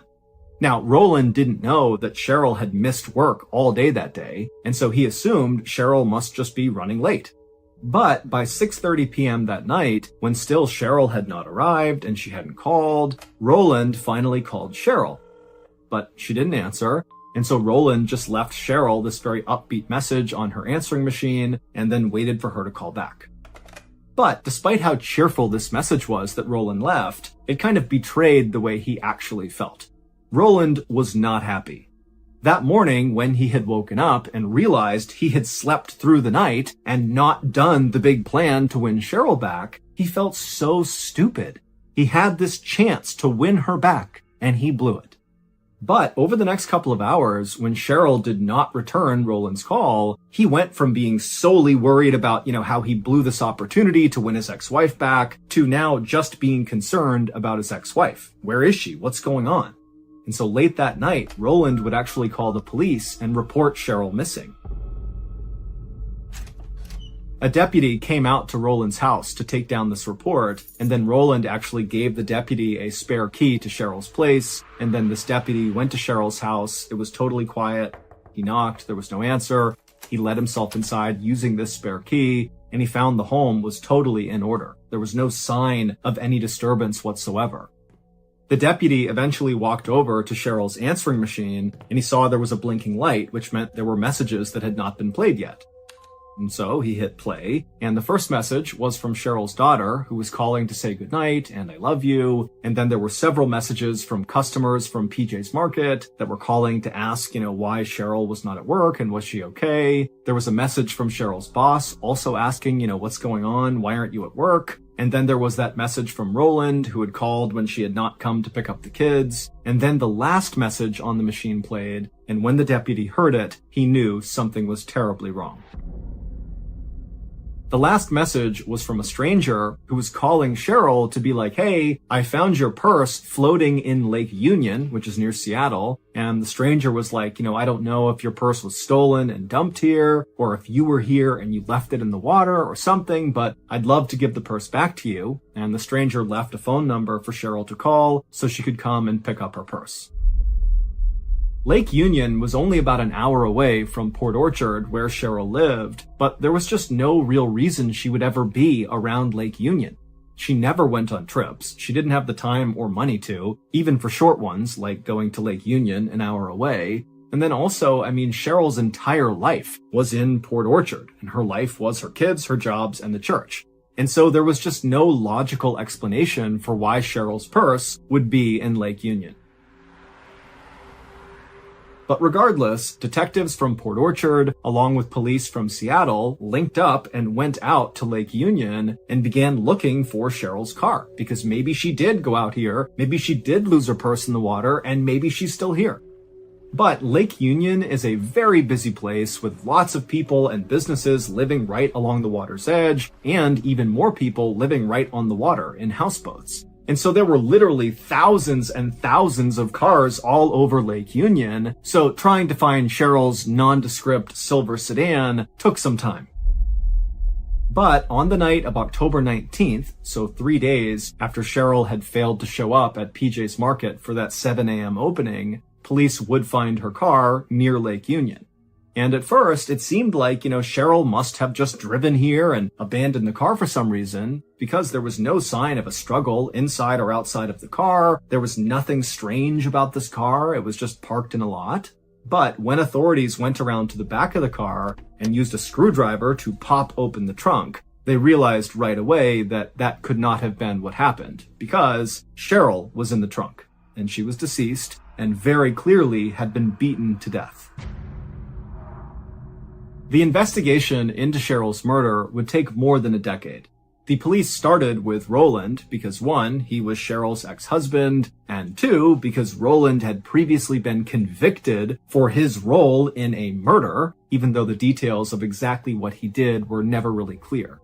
But Roland had an alibi that was airtight. He had witnesses that could confirm he was nowhere near Lake Union or Cheryl on the night that she was killed. And Roland was very cooperative with police after finding out what happened to his ex-wife. He was really bent out of shape. And so Roland very quickly signed paperwork to allow detectives to come into his home and search it and search all of his things. And he also began regularly contacting the police to offer up any information he could think of that could be useful, including an odd story he told about this young man that was following Cheryl around in the few days before she died. He didn't know much about it, but he knew there was something odd happening with this young man. Now, Roland didn't really have much more information than this suggestion that somebody was following her around, and so police were never really able to fully follow up on that lead. But police did interview virtually everybody in Cheryl's life, from her friends to her family to her co-workers at the Ford dealership and PJ's Market. They talked to people at church who knew her, and nobody really popped up as being very suspicious. Basically, everyone said, look, Cheryl was this incredible person who everybody seemed to love. It makes no sense that somebody would want to harm her. But a year after Cheryl's death, the police would get their first big break in this case.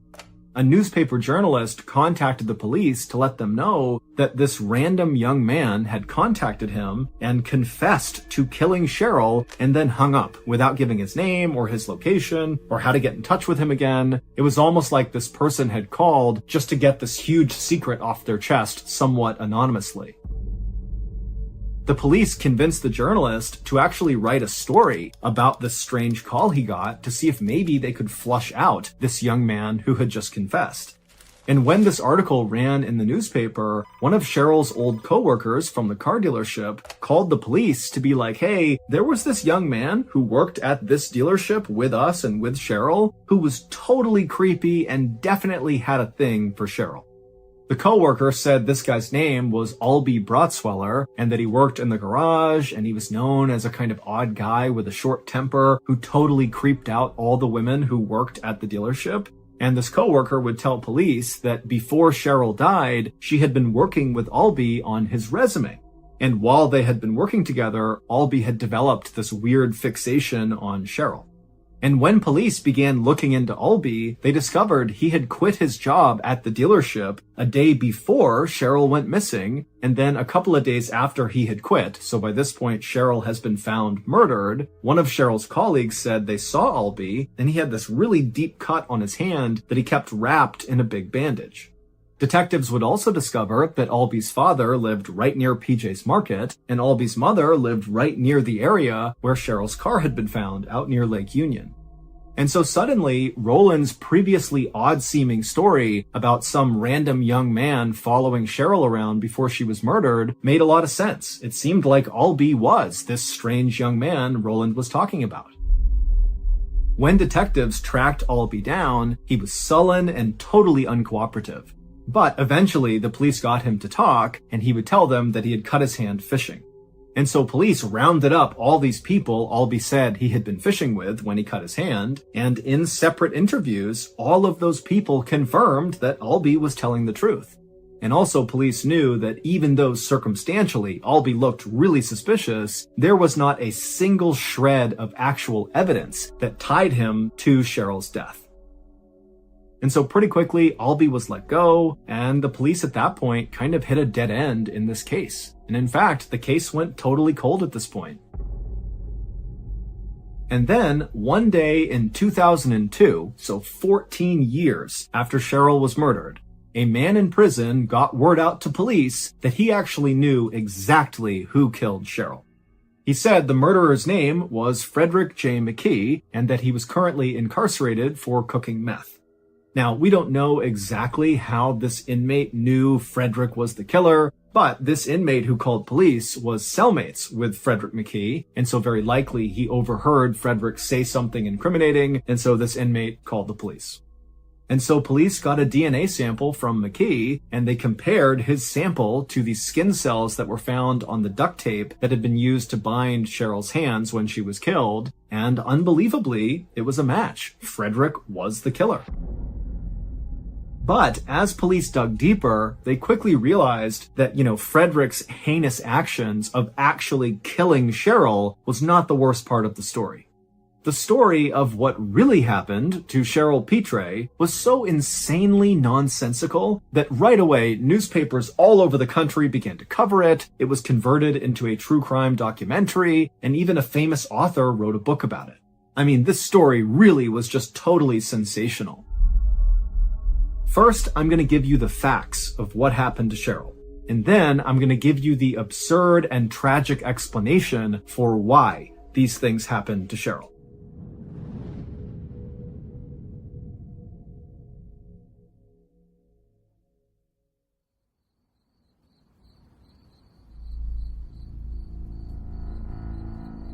Late on the night of October 15th, 1988, so the night that Cheryl disappeared, the meth cook, Frederick J. McKee, ambushed Cheryl as she came home from PJ's Market. We don't know exactly where the ambush happened, but we think it happened right outside of Cheryl's home. And after he ambushed her, he forced her into her own trunk, he bound her hands, and then began savagely beating her. Now, based on her injuries, Cheryl obviously put up a big fight, kicking and punching and trying her best to get out of the trunk, but eventually Frederick had taken the actual metal of the trunk and began slamming it down on Cheryl's face, and that allowed him to overpower her and eventually beat her to death. And then after she was dead, he shut the trunk with Cheryl inside of her car, and then he drove her car all the way out to Lake Union, and then he abandoned the car with Cheryl still inside of it and chucked her purse into the water. But this terrible night was not supposed to go this way. Here's what was going on in the background.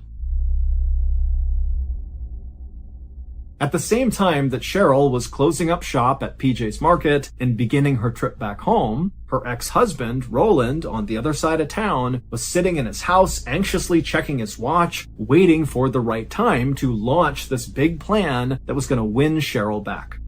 Roland's big plan was that he was going to save Cheryl's life. He had hired his buddy, Frederick J. McKee, the meth cook, who he had met in prison, and he had given Frederick a spare key to Cheryl's house. McKee was instructed by Roland to sneak into Cheryl's place before 11 p.m., so before she came home from work, and then when she got home, McKee was supposed to jump out and ambush her and tie her up and abduct her. Roland had actually gone with McKee to a hardware store to purchase the rope and duct tape that McKee would use to tie Cheryl up. But when McKee actually got to the point in the plan where he was physically removing Cheryl from her home to go take her who knows where, that was when Roland was going to jump in and save the day. And Roland had really thought about how this moment was going to go. He was going to kick the front door in and jump inside and scream at McKee, "You can't do this!" and then attack him with his judo skills until McKee ran off scared, at which point Roland would cut Cheryl free and she would grab onto him and say, "Oh my goodness, you saved me, I love you, I need you." And then after this, Roland believed they would get back together and they would live happily ever after. However, on the night of October 15th, at 11:30, when Roland looked at his watch and saw it was time to go save his ex-wife, he stood up so quickly from the couch because he was so excited to go do this thing that he had one of his low blood pressure episodes and he fainted. And then when he came to a little while later, instead of going out the door to really at this point stopping this abduction from happening, Roland just kind of trudged upstairs and went to sleep. And this was a really big problem because Frederick J. McKee, the meth cook, he was hired to actually abduct Cheryl. He was not aware that this was actually a setup for Roland to come in and save the day. McKee literally believed Roland wanted him to abduct his wife. And he didn't ask any questions. He just said, "Okay, I'll do that." And then when Roland didn't show up, Frederick went through with the actual abduction of Cheryl, and during this abduction, things got out of hand, and Frederick wound up beating Cheryl to death. Both Roland and McKee would be convicted for the murder of Cheryl Petrie. And by the time the cops had finally solved this cold case, Roland was actually already in prison for attempting to kidnap the son of another ex-wife in an effort to impress this ex-wife. It had not worked. Roland was ultimately sentenced to 40 years in prison, which was on top of the 25 years he was already serving, and McKee would get 20 years.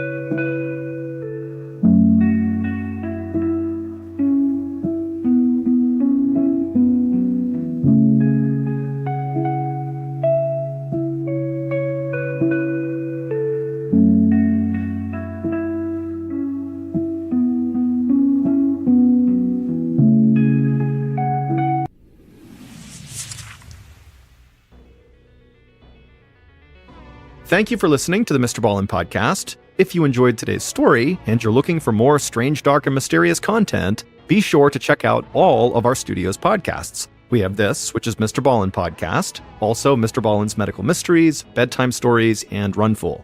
To find those shows, just search for Ballen Studios wherever you listen to your podcasts.